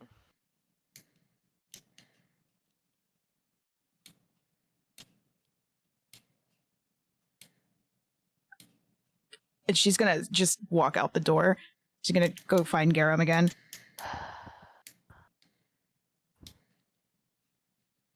Sam. Am I missing something? Yeah. We need to take care of what we're taking care of here as fast as possible, and then we are heading directly to Derekivan. We have Understood. our agreements and our contracts here that we need to fulfill, and not only that, I do still need to stay on good terms with the kingdom, and they did request that I take care of the issue down here as well. So we need to take care of that first and foremost, but immediately after, no hesitation, we need to go to Derekivan. I don't care what it takes. I don't care what kind of boat we need. I don't even care if we have to downsize. I will pay for it personally, but we need to get there as soon as possible. Do you understand? I will get us there. Did Did they get us the men that we were promised for the mission? It's a little easier said than done to get there. What makes you say that? I've never been. I have no idea. Last time they were there, they tried to kill all of us, me included. Then we kill them. What's the problem? Do you not realize how many kobolds live down there? There was more than a few. We barely made it out of there ourselves the first time. And from what I heard, from what it sounds like, they have a new dragon that they're serving that is down in the pits. And who's down in the pit? Seraphina's mom, for what it sounds like. We heard her when we were there last time. We need to go save her if we can. I cannot guarantee that that is possible. I don't know what we're going to expect, but that needs to be done. And I unfortunately still have to go. I can't even stay for the rest of this conversation. I have to go meet the governess. Can I say I guess before I go look for Garem, she's just kind of standing outside the door, kind of hyperventilating, but I'm waiting for Phraan out of character. Yeah. Phraan is going to, he's going to leave because he has to get going because he does have that meeting with the governess, and he's going to see Seraphina, and he's going to hug her tight, and he's going to start doing, like, slow breathing next to her, just in and out. Just like whenever we're meditating. In and out. This is and Sam's gonna hang in the door, kind of watching them. I will make sure that we get there. I don't know what we'll expect, and I can't guarantee that we're going to like what we see, but I will get you there.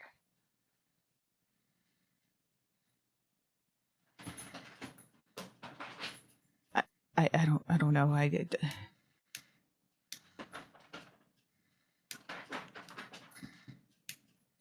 If she's dead, I don't know what I'm gonna do. We won't know until we find out. We don't even know if that's the case. I can ask, but I don't know if we will accept the answer, and they might just speak in riddles, and I don't want to do that to you.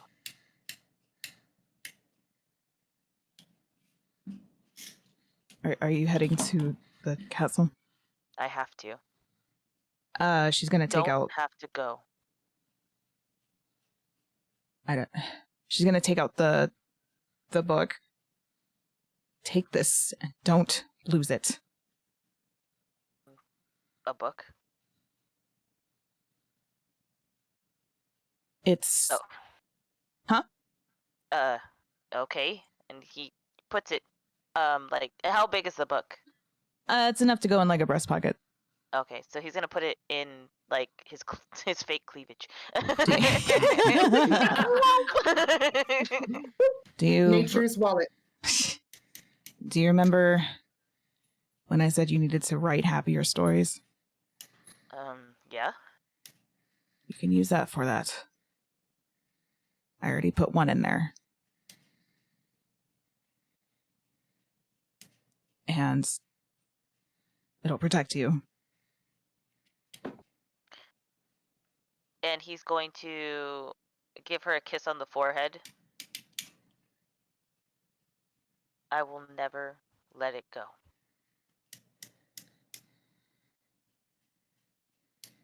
And he's going to immediately start heading towards the governess's castle. All right.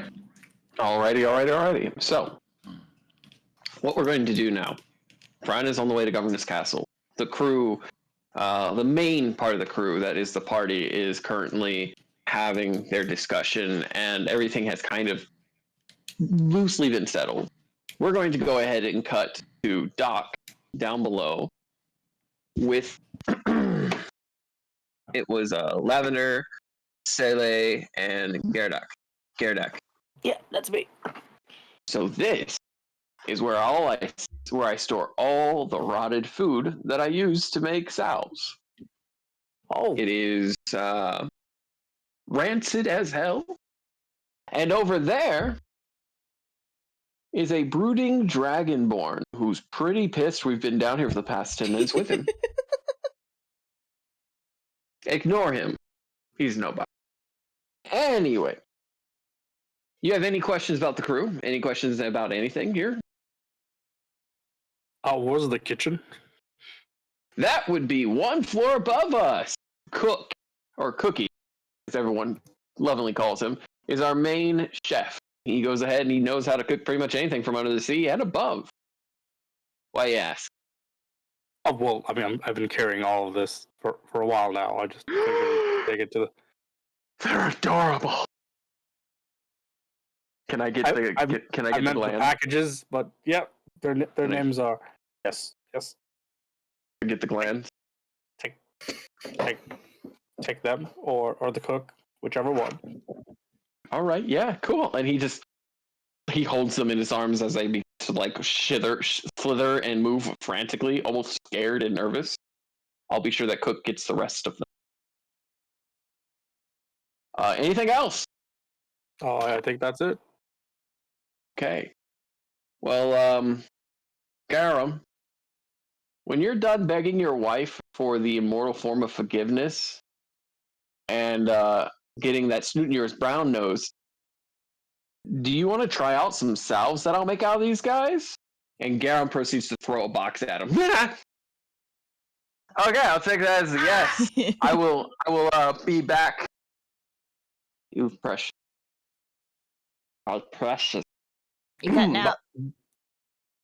Nothing. I'm just gonna take these up to Cook so they can be dissected. I mean, turned into wonderful food for everyone. And he disappeared. Lavender. Oh, sorry, go ahead. No, Lavender looks up at you. What are these people? Really good adventurers, it seems to be. Speaking of, if I were to presume correctly, if he meant your wife, the captain, which I totally didn't know was the captain. They're upstairs now. Yeah. And you are? Oh, the click clack of my boot anywhere. We have been was it hired by the guild to take care of the problem here, to look into investigate the problem here in the Underdark. So you're working with us to deal with the slags. Yes, if that is what's happening down here. We actually don't know yet. Awesome. We're gonna need more bodies. Yep, that's why we're here. 1, 2, 3. Come up top with me. We Okay. gotta. I'm sure they're done discussing whatever they're discussing. If my wife is back, Can we and drop this off at the kitchen first? yeah, we'll swing by Cookie.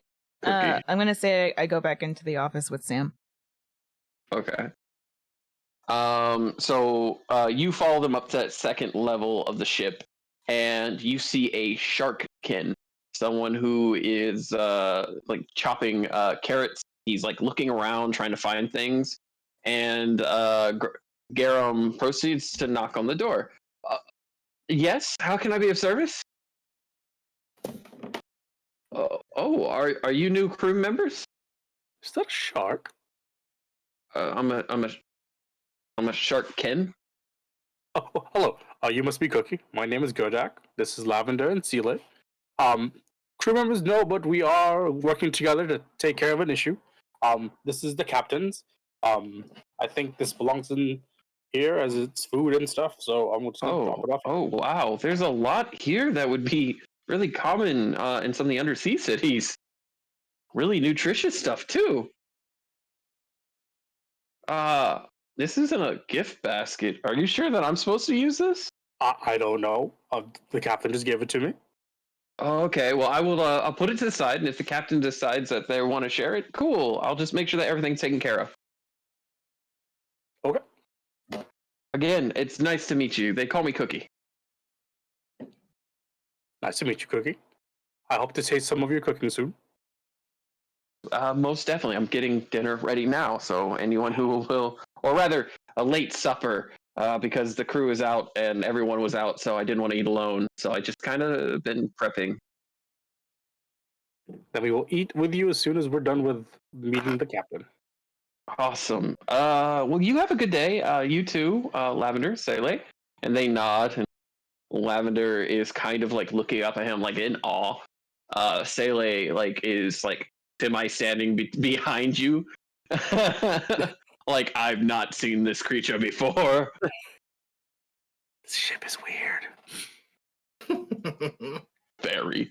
And Cookie smiles and he goes, "Oh, it's kind of a joke that my name is Cookie, but would you guys like some biscuits?" Yes.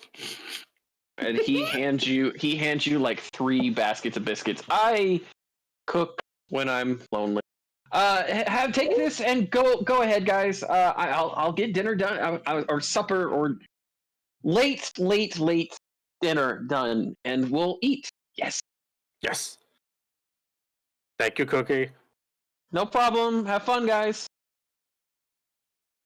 And he proceeds to just kind of continue to cook. Now he's got a little pep in his step. No one's really talked to him today.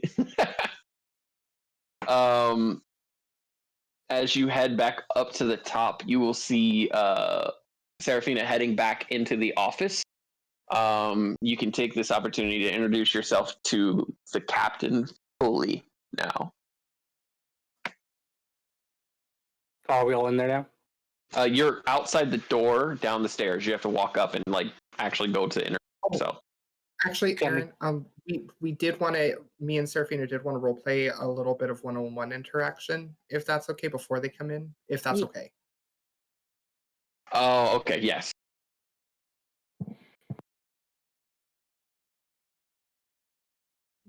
You wanted her in there, what do you? Yeah. Yeah, go ahead. I didn't know if you were already in. It was a prep. I'm sorry. RP. It was a prep. Okay, damn. Stop yelling at me. I'll come. Anyway. So she's just gonna like get her in and everything. And she's gonna sit down with her. She's not gonna sit at the captain's desk. She's gonna sit with her. She's kind of just. I'm not gonna lie. She's kind of disassociating right now.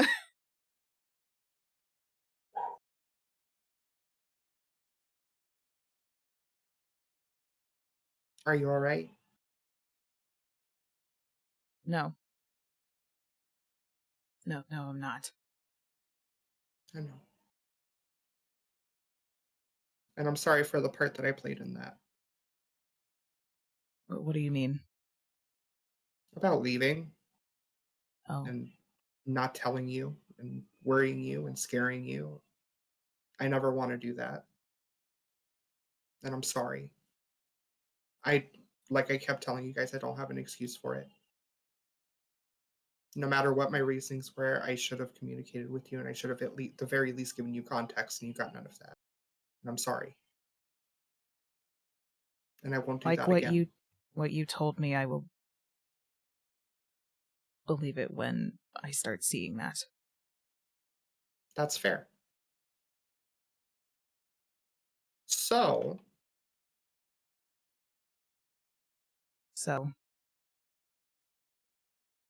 And she's going to smirk at you a little bit. So, how's it going with Phraan? Fine. That's all I get is just fine. I mean, I don't know what you want me to do, Sam. I just learned that my mom might be dead. I'm just trying to ease the tension, kid. I'm sorry. I'm not always super tactful with these types of things. It's fine. I just... It's... I still am feeling a bit complicated about us, but it's... I mean, we kissed. And her eyes are going to get wide a little bit for a second.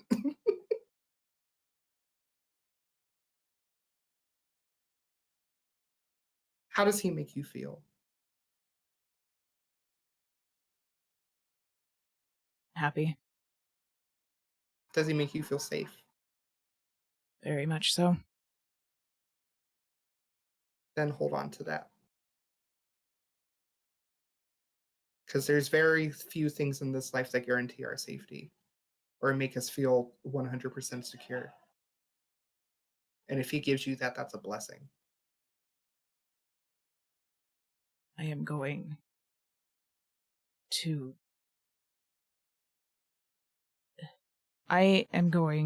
do what I can to make sure I don't lose him too.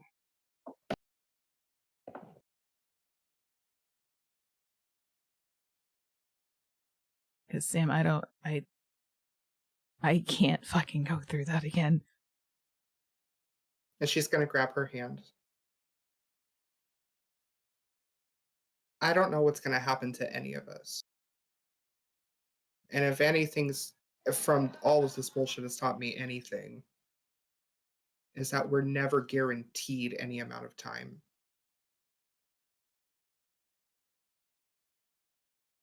I don't know what I'd do if I lost any of you.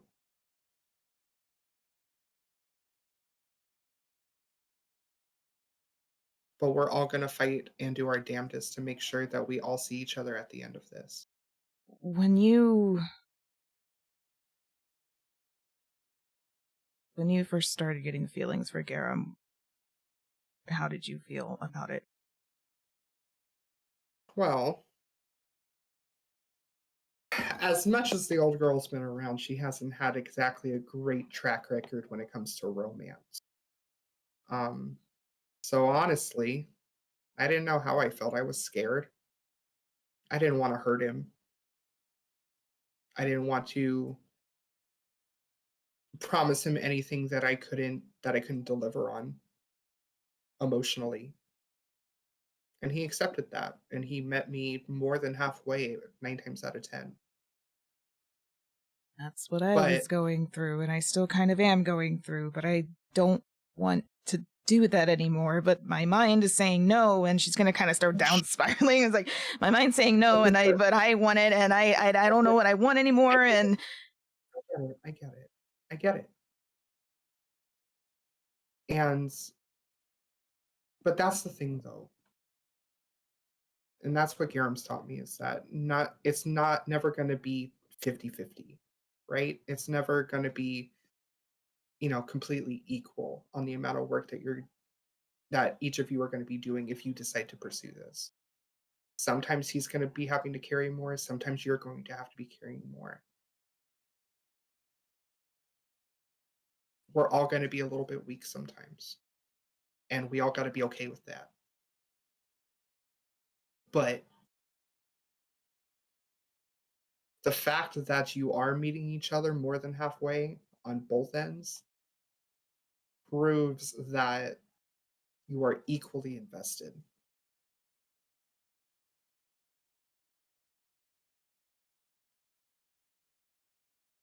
At the end of this, I want nothing more from you than to be happy, to feel safe.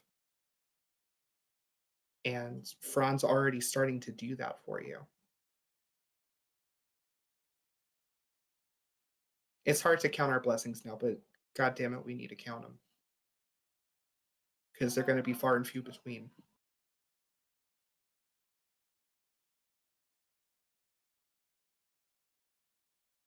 I feel like I need to go with him. Well, he seemed to be rather insistent on you not doing that, but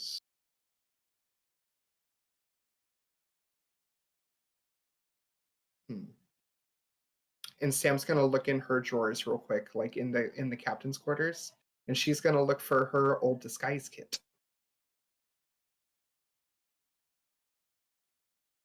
What is that? So, being on the road, running into familiar faces that I didn't want to, recognize my face, I had to get good at using this thing. This is a disguise kit. I figure if you are insistent on making sure that Phrán is okay, you could follow him without him knowing that you're following him. And I could turn a blind eye and claim that I didn't see you doing anything.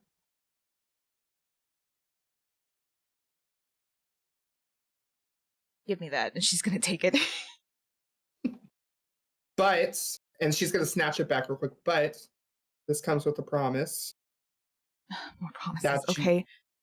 That you are going to be cautious and stay far enough away so that way you are unnoticed. We don't need to be catching any more heat on this than we already got.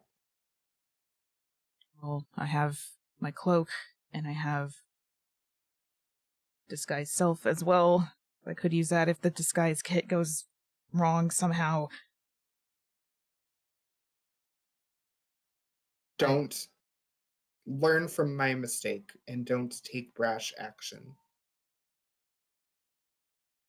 I won't. She'll hand it to you.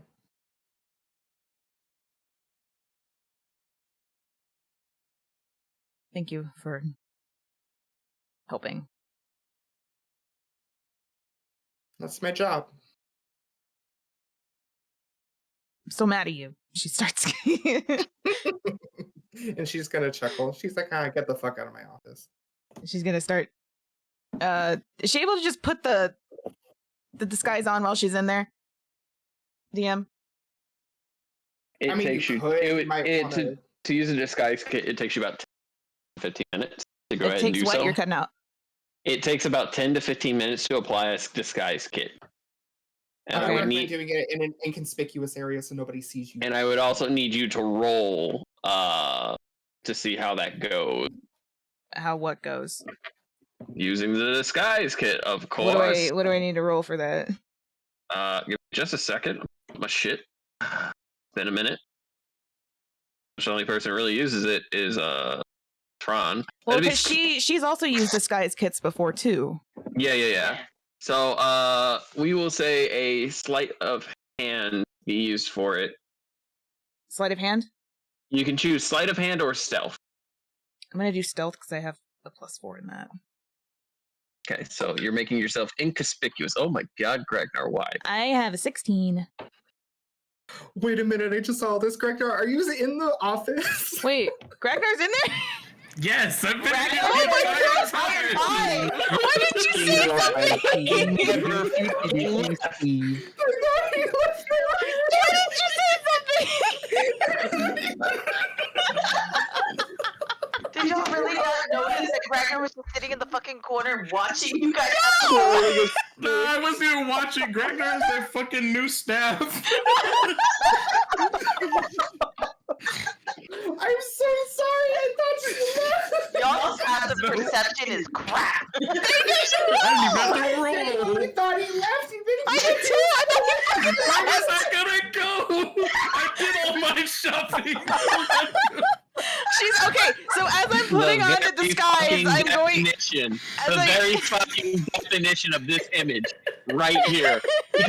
He's just there, fucking naked on his head, being intimidating in the corner. As I'm putting on, as I'm, roll for perception, real quick. I'm just gonna say, as I'm putting on the disguise. Wait to this? No, you don't know he's there. Fuck you. With disadvantage. With disadvantage. This is how this is. You would have to be actively looking for him for that to happen. Yeah, you'd have to actively be looking for him to roll for it. You wouldn't If know he he's was sitting, there. if he's literally there twirling the staff around, I think we would notice. I'm not twirling it around. He's just like spinning it in front of himself. Exactly. He's not laughing. It's not like I'm smacking it into the wall. Here's what's happening. He's doing that. Gragnar, roll an acrobatics for messing with the staff real quick. Yeah, what you got there? I got a hot dog. What the fuck? Is it an advantage because they don't see me? No. I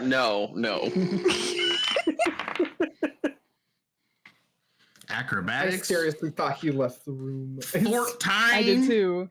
All right, so 14. This is your first time ever fucking with the staff like this, and you're like twirling it around and shit. And you do really well for most of the conversation, and then like you accidentally like drop it for a second, and that's when Seraphina turns around and I'm goes, in the middle of changing, and I turn and be like, Gragnar, when the fuck did you get in here? I never left. I've been here the whole time. Where the fuck am I gonna go? And you didn't fucking say anything? Why did you say anything? No, I wasn't even fucking. What are you guys even talking about? I heard there was a meeting. I showed up at the meeting, and I was. You could call it paying attention. This is why Gragnar is Phraan's best friend. I mean, the meeting didn't have anything to do with me. I did my shit. I'm good. Well, while you're in here, do you want to yell at me too? What, Sam? For what? I don't know. It's kind of everybody's turn to yell at me right now. I mean, I don't fucking care. I'm on the ship, sure, but like, you act like you. Like at this point, okay, I've had this conversation with Seraphina. I'm surprised you stayed this long with all the bullshit we get in. Yeah, I'm just glad you're still here. So, I don't give a fuck, so. Well, that was refreshing, Gragnar, and I appreciate that. Thank you. You're welcome. Gragnar, you got a staff there, buddy? Yeah, I got a new staff. hot dog.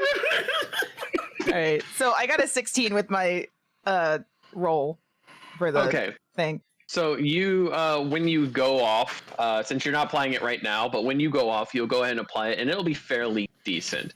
You're going to essentially find in the disguise kit, you're going to find some clothing. You're going to find some stuff to get your hair a darker color since it's that white and it sticks out. Mm-hmm. It sticks out a little bit, but in this place, it doesn't stick out as much as you normally would, because the drow typically have either straight black hair or streak white hair. Okay. Very seldom to have anything, and then maybe some gray here and there. But like your hair blends a lot more, but you're doing kind of a dark gray. You're putting on some clothing that covers the clothes you have. And you look inconspicuous, like someone who's traveling around here. I would also like to say I put on my hood, so I have the blur. Okay, so you have the blur ability. Yeah. Okay, so you're going to be traveling around kind of in the shadows following Phraan, right? Mm-hmm. Cool. All right. Phraan, what is your passive perception? My passive perception? Give me 1 second. 15. 15. God. Seraphina, I need you to roll a stealth. Woo! Just straight out for hiding. For hiding? Yeah, because you're trying not to be noticed. Yeah, okay. That is a 13, 14, 15, 16, 17. Nice. Okay. Phraan, you do not notice Seraphina following you to the Governess. Ooh, okay. And as you go to leave Seraphina, Garem is at the door. Mind if I have a conversation with my wife? Yeah, I don't mind. Wait, is he talking? Wait, is he talking to me or I'm confused?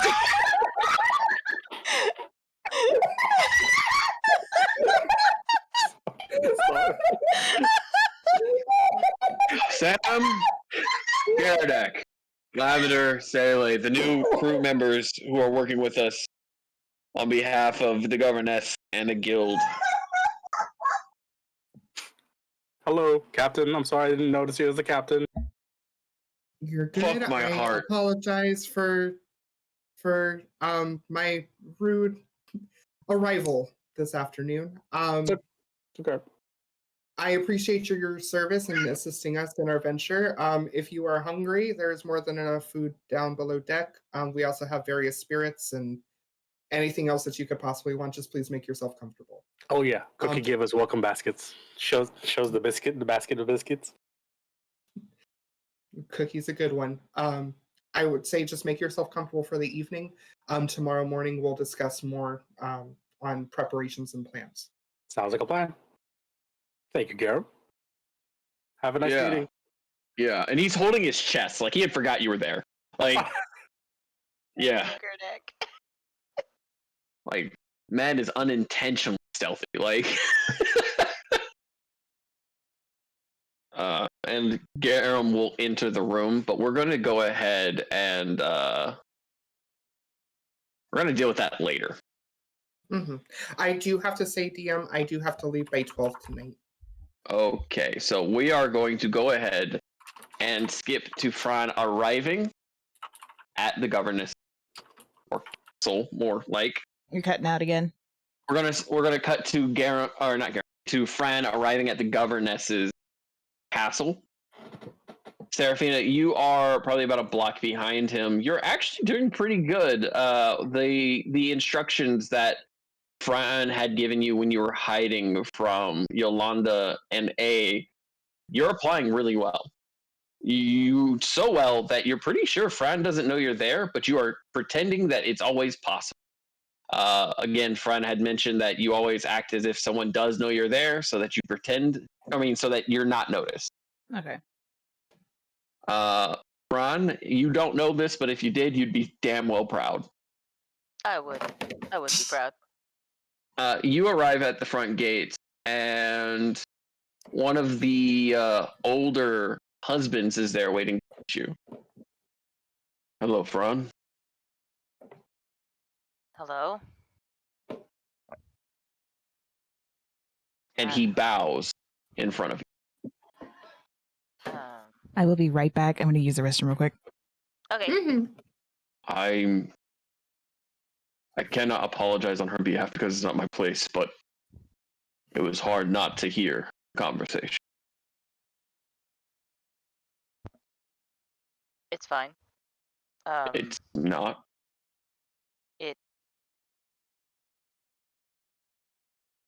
I have a promise to keep. Understood. Just know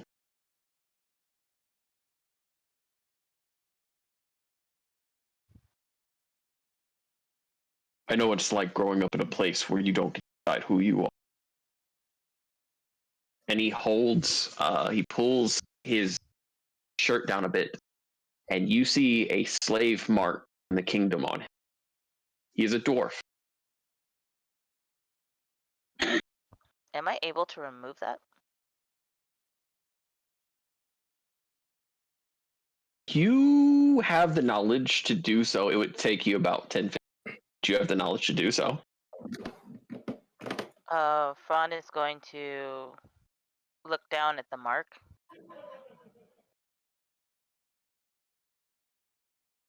That I'm back. is not how I identify you. I know. I can remove that for you. I would gladly remove that for you. And he takes your hand for a second. You don't need to. This reminds me every day how happy and lucky I am to be here. Serve my bride. When I look at this, I see my past and I know who I am. And it's a scar I'm willing to keep. The fact that you're willing to remove it says enough to me. But you have to understand that you already know. I'm preaching to the choir, I'm sure, but please don't hold it too much. You cutting out. Please don't hold it against too much. I won't. I just really want to get this over with, if I'm being honest. Yeah. I'm going to take you directly to her.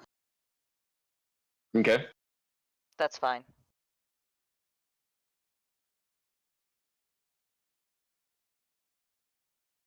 All right. Follow me. I'm gonna try something real quick.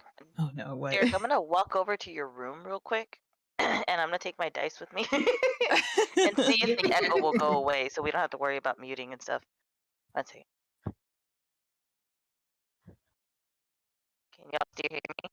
Oh, you're breaking You're up. breaking up.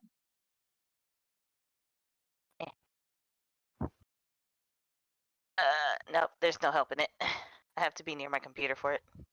Do you have your phone? Yeah, I have my phone. But it's fine. He leads you up to the main room, the main bedroom of the Governess. He puts his finger to his mouth. He doesn't knock. Instead, he opens the door, and for a second, you see in the corner of the room someone jumps. And as the light from the hallway enters, you see the Governess standing there, eyes red and swollen. Daruk, what are you doing here? I brought Phraan, as you request. Said for Phraan to meet me in the meeting room. I'm sorry. I misunderstood. Well, he's here, dressed to your taste. Okay, come on in. Phraan will enter without saying a word. He just enters quietly. I'll have a conversation with you later. Of course, my bride. Phraan, Yes. thank you for your kindness. Thank you for your hospitality. And he closes the door. And just lightly outside the door, I'm so getting an earful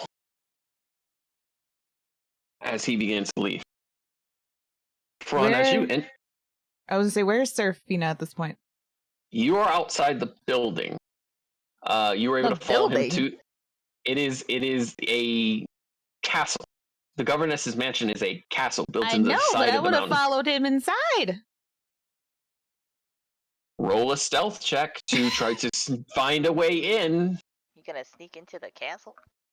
Yeah, she don't fucking trust her. Is it a stealth check? Yep, stealth check. Do I get advantage since I have blur? You get advantage on that, and then I also need you to roll an investigation so you can try to find an entrance or some way that's safe. Okay. Alright, that's a dirty 20. Yeah, dirty 20 for stealth. Okay. And then And you the said investigation? Investigation. 16. You, with that dirty 20, are unseen by the guards as you watch Phraan enter. You look around and you see that there are gates around that keep you about a block away. But you do see a moment where you can hop the fence without being noticed by two guards going by. Okay. You walk around the side and you see an entrance to what appears to be a bedroom. And you know that it's probably a servant's quarters. You can make your way through there. You're unseen.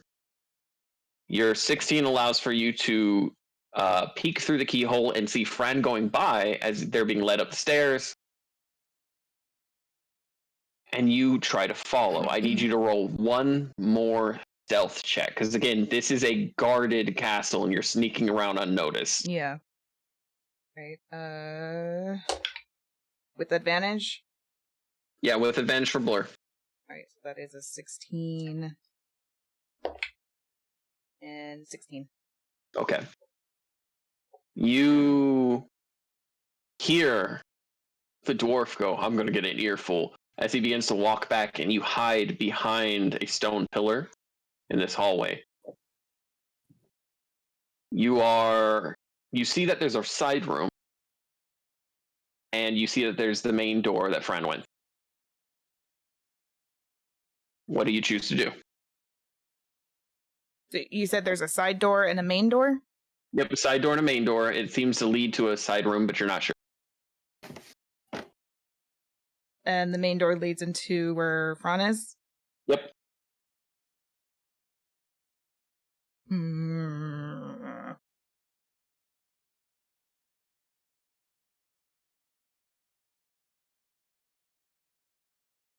I am going to try the main door.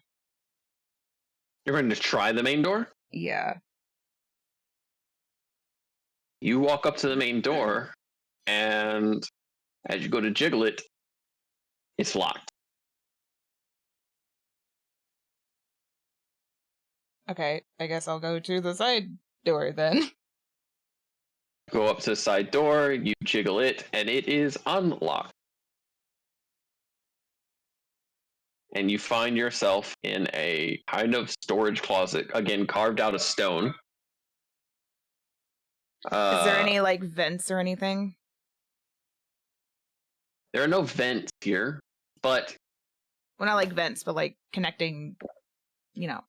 So it is a storage closet that has shelves made of stone, the back wall is made of stone, but the side walls are made out of wood and other materials, clay. And you can actually hear Phraan ever so softly speaking. Okay. This is as close as you're going to get for this moment. Okay. We're going to jump back over to Phraan. Can I just say I make sure the door is closed and it's like, you know, secure? Yes, you shut the door and you secure it to make sure no one can come in. Mm-hmm. So they'll think that it's a locked door or a jammed door. Okay. Okay. So, Phraan, as you stare into the room, the lights are dimmed, but you can still see the outline of the Governess as she has a few candles lit in the room. I apologize. I was expecting to meet you after I'd cleaned up a bit. It's fine. So, how do you want to do this? And that's when you notice that she is standing in front of a picture. It is an old picture.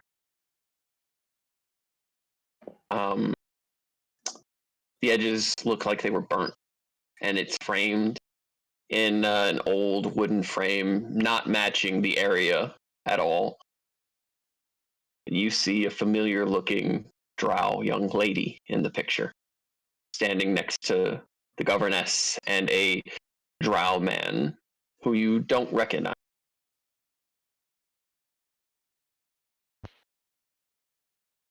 As you see this, she flips the picture down.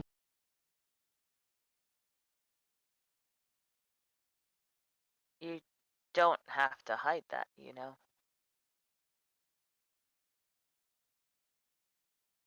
She ever slowly lifts it. I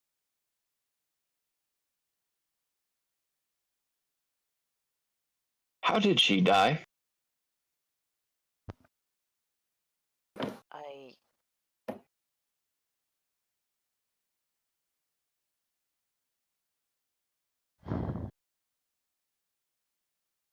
Before I answer that, what how will this information affect you? I've been sitting here since we last talked. Immediately came to my room and pulled out my little stash. And you see on her desk there is a old box made of wood, kind of falling apart. It's held together by random bits of glue, and sap, and prayer. Again, does not match the beautiful living quarters that she has. Before I was a governess, I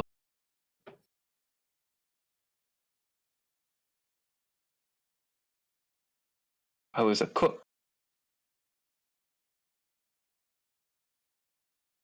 I managed a small bar on the edge of.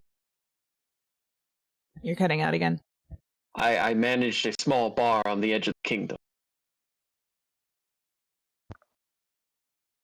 I'm aware. She Amalika loved to cook, but she got so accustomed to me cooking for her that she said that it felt like having her own little servant. Made me laugh every time, though. Well, it's actually quite odd for drow women to cook outside of. But I want to ask because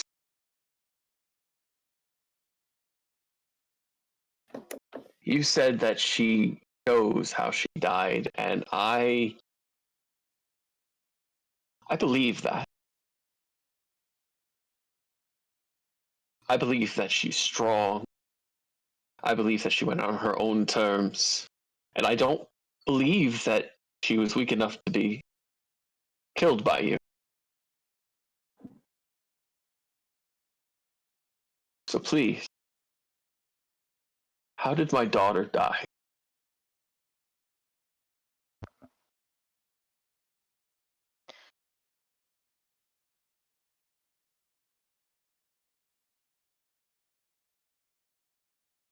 She came to me before the order was given to kill her.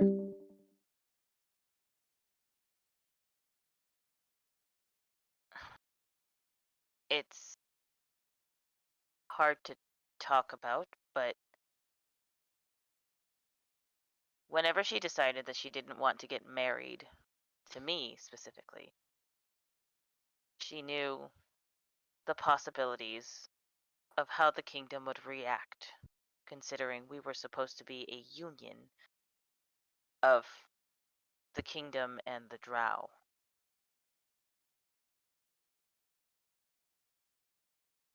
She loved a woman, and I wanted her to be happy. I wanted her to run. I wanted her to take the nearest ship and leave, and I would have helped her do it. But she didn't want to live the rest of her life being hunted down by people who would ruin her life and yours and your family's. She came to me and told me to do it, and I refused. The next day she announced it, and that's when the order was given, not even seconds after the announcement.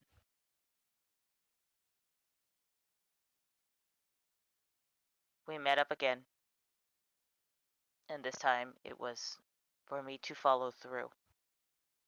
But I wouldn't, and I couldn't.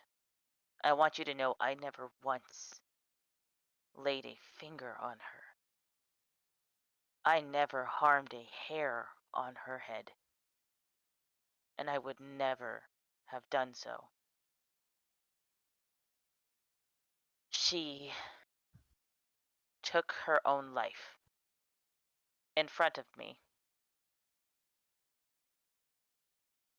and told me to take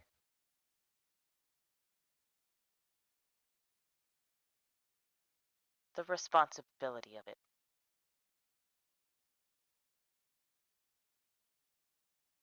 As far as the kingdom is aware, she is my chosen killer. As far as the kingdom is aware, poor Phraan was just trying to do what was best for the kingdom. That was probably the moment I realized I didn't want to be an inquisitor. That was when I realized they are full of lies and bullshit, and it shouldn't have taken me that long, and it shouldn't have taken her life to realize it. The last word she said to me was, I don't blame you. I'm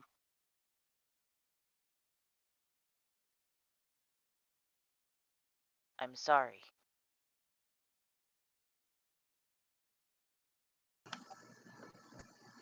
The governess stands looking at the picture.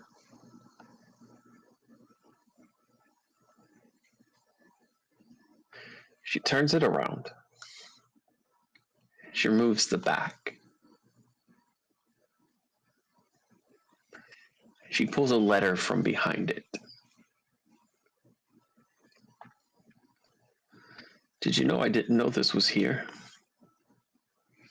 Until after we argued, after I yelled at you. What is it?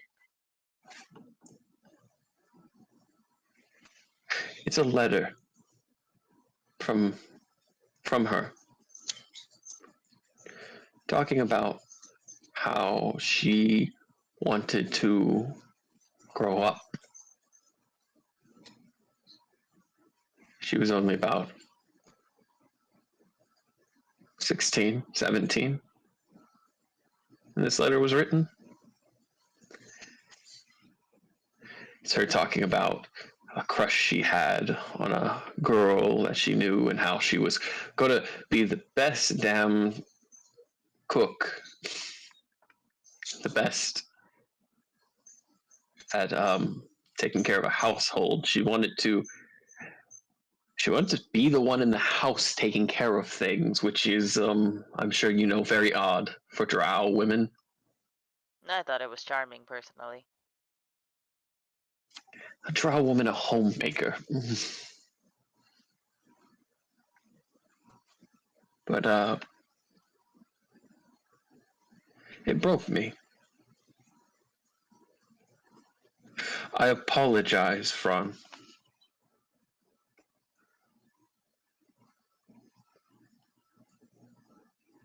You don't have to go through with this. This was a ploy to gather followers. I was going to fake my death and resurrection.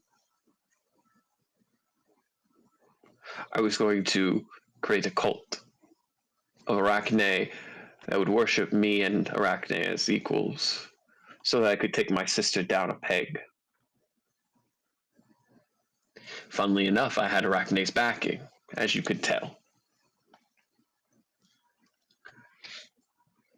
You see, there's a lot going on down here because of the kingdom, and my sister is trying to make deals with them, forgetting everything that has happened.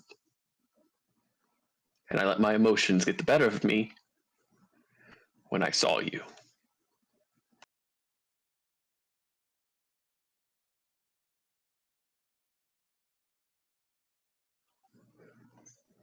I had the letter altered because I was hoping you would try something. It would justify me killing you.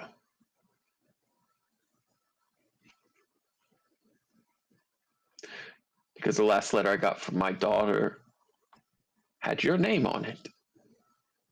And she pulls out another letter out of her desk and hands it to you. Phraan will take it and read it. It's not just a letter. There's actually a cute little sketch, like a little doodle, almost like a chibi of you in the bottom corner from when you were years younger. Oh, damn it. Still in the Don't academy. screw me like this. Still in the academy.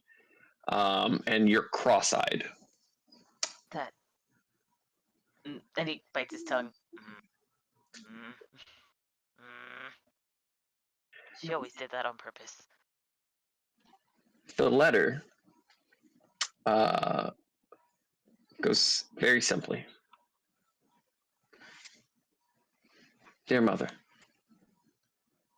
I know that we have our issues and I know that we have our problems. But I see good folks here, even among their nobility. I know I was taken from home. I know that you were told not to look for me, but I've made connections. There's an inquisitor here. He's treated me well, and his soon-to-be disciple, Phraan, has become a close friend of mine, despite everything.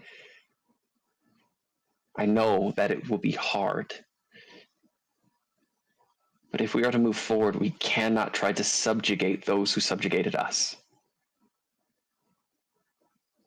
That won't fix anything.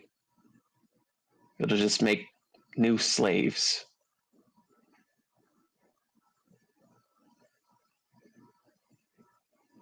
I was told that they'll try to marry me off to Phraan, against his and my will. And you know that my heart lies elsewhere, and I will not allow myself to be a tool for the kings.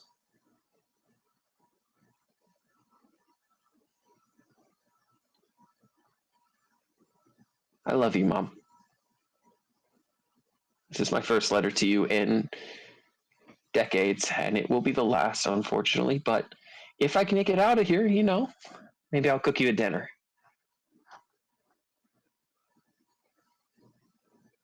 The doodle in the corner is Phraan. He's too kind-hearted for his own good, and he is also too ignorant.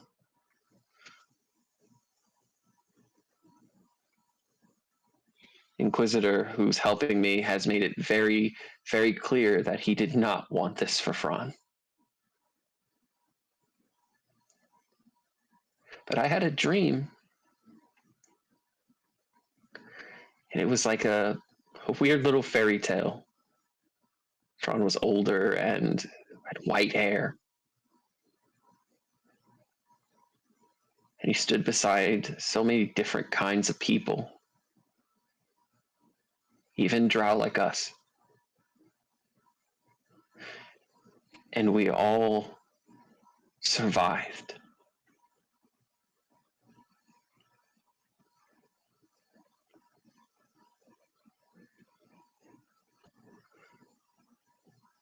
I hope that dream becomes reality. I love you, Mom.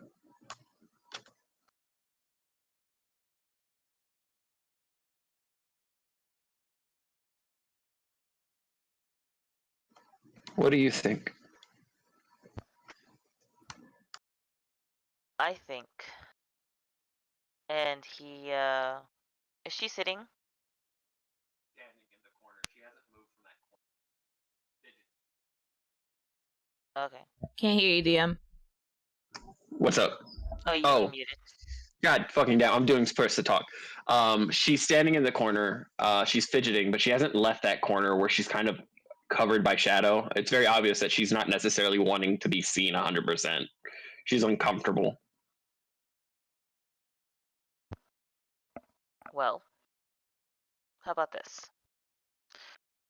He folds up the note and walks over to her and places the note gently in her hands. I have a wonderful idea. If you'll humor me for once.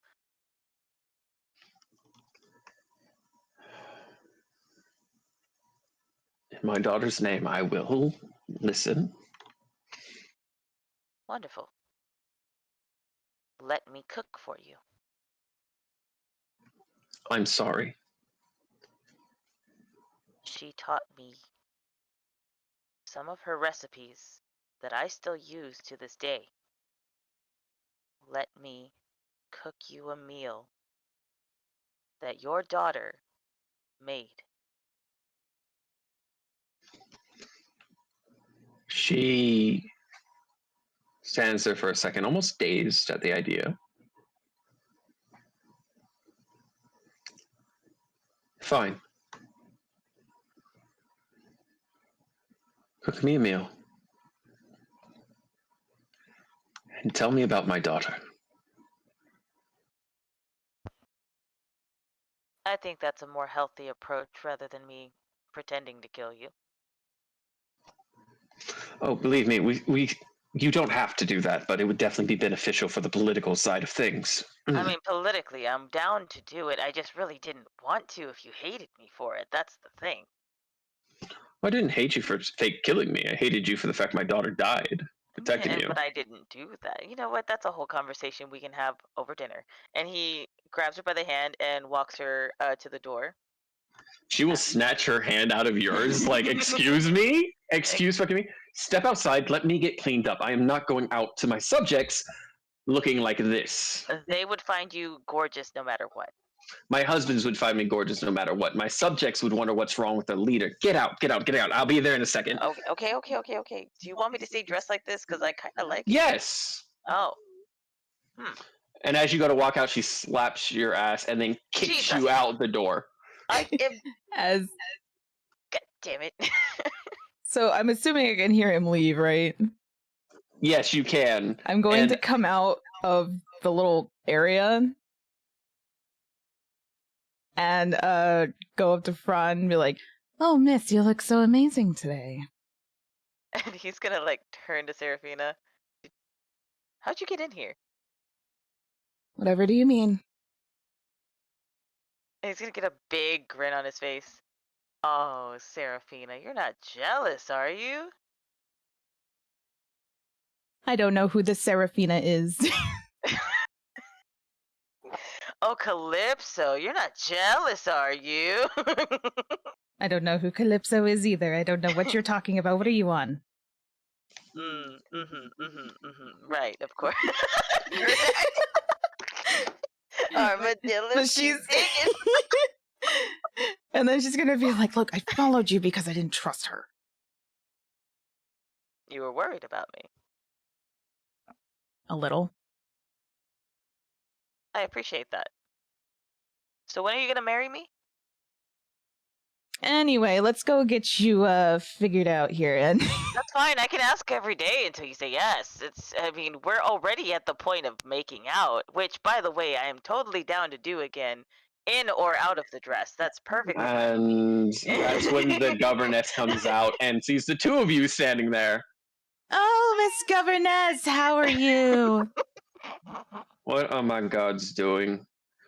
Who is this? Because you're hooded, so you can't see your face. I am but a like humble Turner. servant. Oh my god. Okay, well, gods, we got a humble servant to throw out.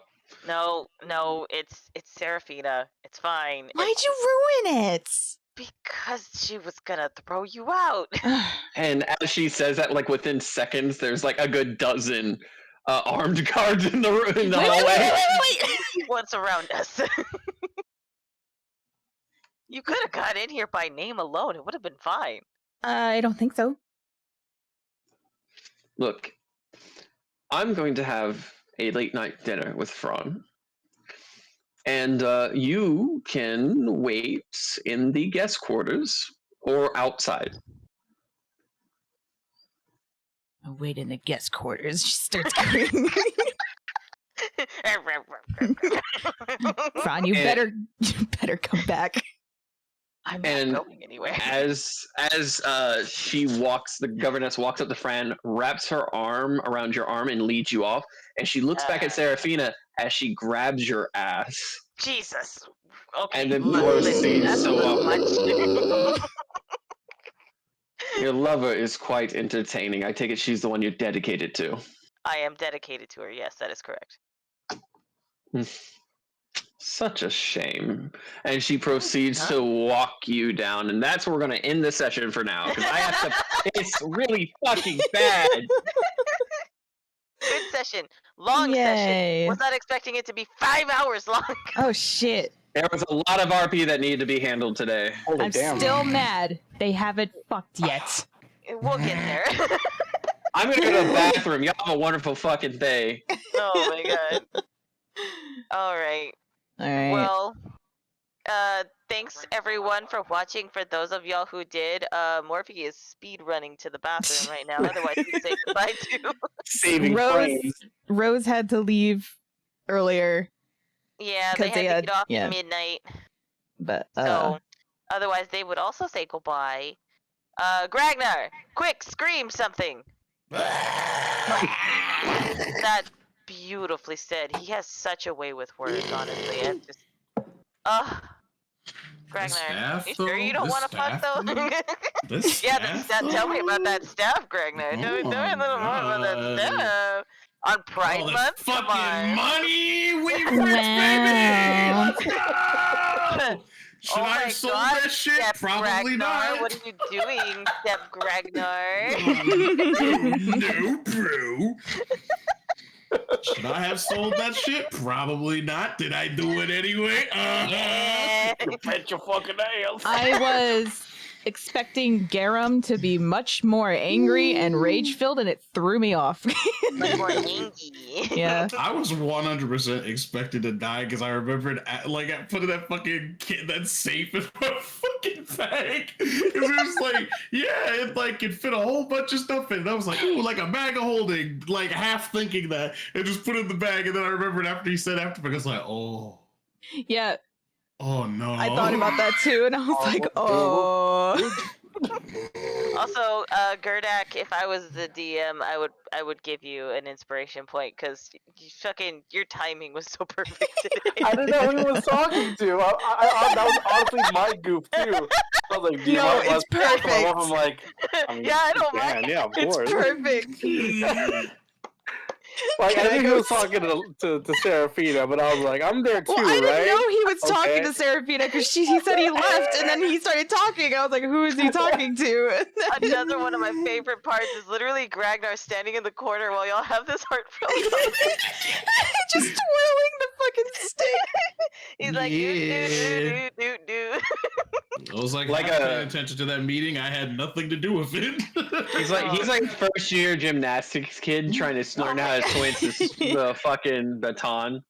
All right. Well, I'm gonna go ahead and hop off now. Thank you Okay. guys for whoever is here on Kick with me right now. Yeah. Yeah, we've officially dumped Purple app because they're assholes. Well, and I'm don't still on care. Purple app, but I might actually start transferring to Kick because I fucking. suggest it. It's really good. I really like it. It's Yeah, literally it the looks same thing but like- green. Yeah, that's what I was saying too. I was like, this is literally just Purple app.